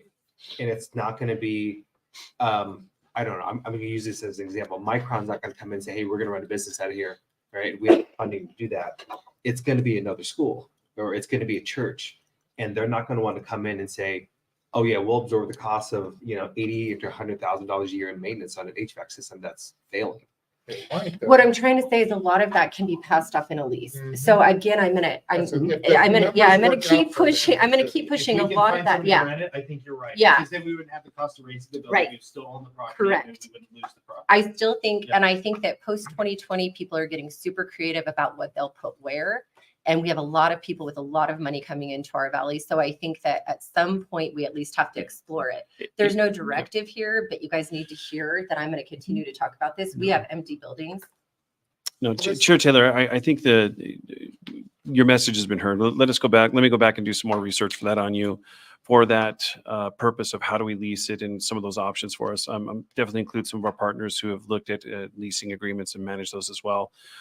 So we're more than happy to come back, and if it's a work session or otherwise, to give you some more information on that. Even if just an email with Yeah. what you find. It doesn't More than have to be happy a to do big that. to-do, because I don't think It sounds like that's- several yeah. of you would like to know more about it, so I'm more than happy to. I wanted to know about this for the last year and a half. Yeah. Yeah. And since I got on the board, that was one of the things that I talked about right off the bat is Yeah. what do we do? We have in the past. Yeah. Oh, no, this is not a new conversation for the. No, I don't think it is. Yeah, we've read it. Okay, trustees, do we have any more questions on this or any more slides or any more requests for our administration? We still have an executive session. So if we do not, then I will go ahead and suggest a health break, and then we will come back and I will entertain us moving into executive. You could entertain, you could motion in and take your health. Let's do that. I was thinking the same thing. I was like, So if we have no other okay. questions, I will go ahead and hold entertain. on, just wait a second. I just want to make sure. Do you need something? You were saying you need some direction from the board tonight? Yeah, Chair Well, I know Taylor, no Trustee Kirkman. decision, but I just. No, nothing right now. I think this was just pure information. I think we'll have to sit down with the chair and talk about what will our next step be. And that may be a work session. That may be a special meeting. That may be adding something to an agenda, and we'll have to talk through that. I should probably tell you that I'll push back to Dr. Russell and have him reach out to each of you, because that's such a big decision to see how you guys would like to receive that information, so that we're just all on the same page of what you want to see. I've tried to keep the November schedule really light, as light as possible for us with meetings. Well, we also have two trustees. We do come in. Yeah, it's going to be a pretty, yeah. You're not new here. We don't feel like you're new. We're going to pretend like you've been here for a year and a half. So does your team need any more from us? Do you feel like you guys understand what we're asking for? Okay, trustees? I mean, I'm going to make an ask, and it's going to be obvious, but maybe kind of silly. Just some community feedback. That was obvious and not silly. I mean, in the sense that it was so obvious, Yes. like it was silly. But very much needed to be Yeah. said. Okay, No, I'm good. okay, then I will now entertain a motion to move us into executive session. I move we go into executive session per Idaho Code 74-206, 1B and D. B, to consider the evaluation, dismissal, or disciplining of, or to hear complaints or charges brought against a public officer, employee, staff member, or individual agent or public school student. D, to consider records that are exempt from disclosure as provided in Chapter 1, Title 74, Idaho Code. Motion has been made and seconded. Roll call vote. Chair Taylor, Aye. Trustee Simpson, Aye. Trustee Kirkman, Aye. Trustee Stu. All right, we are in executive session. I'm for-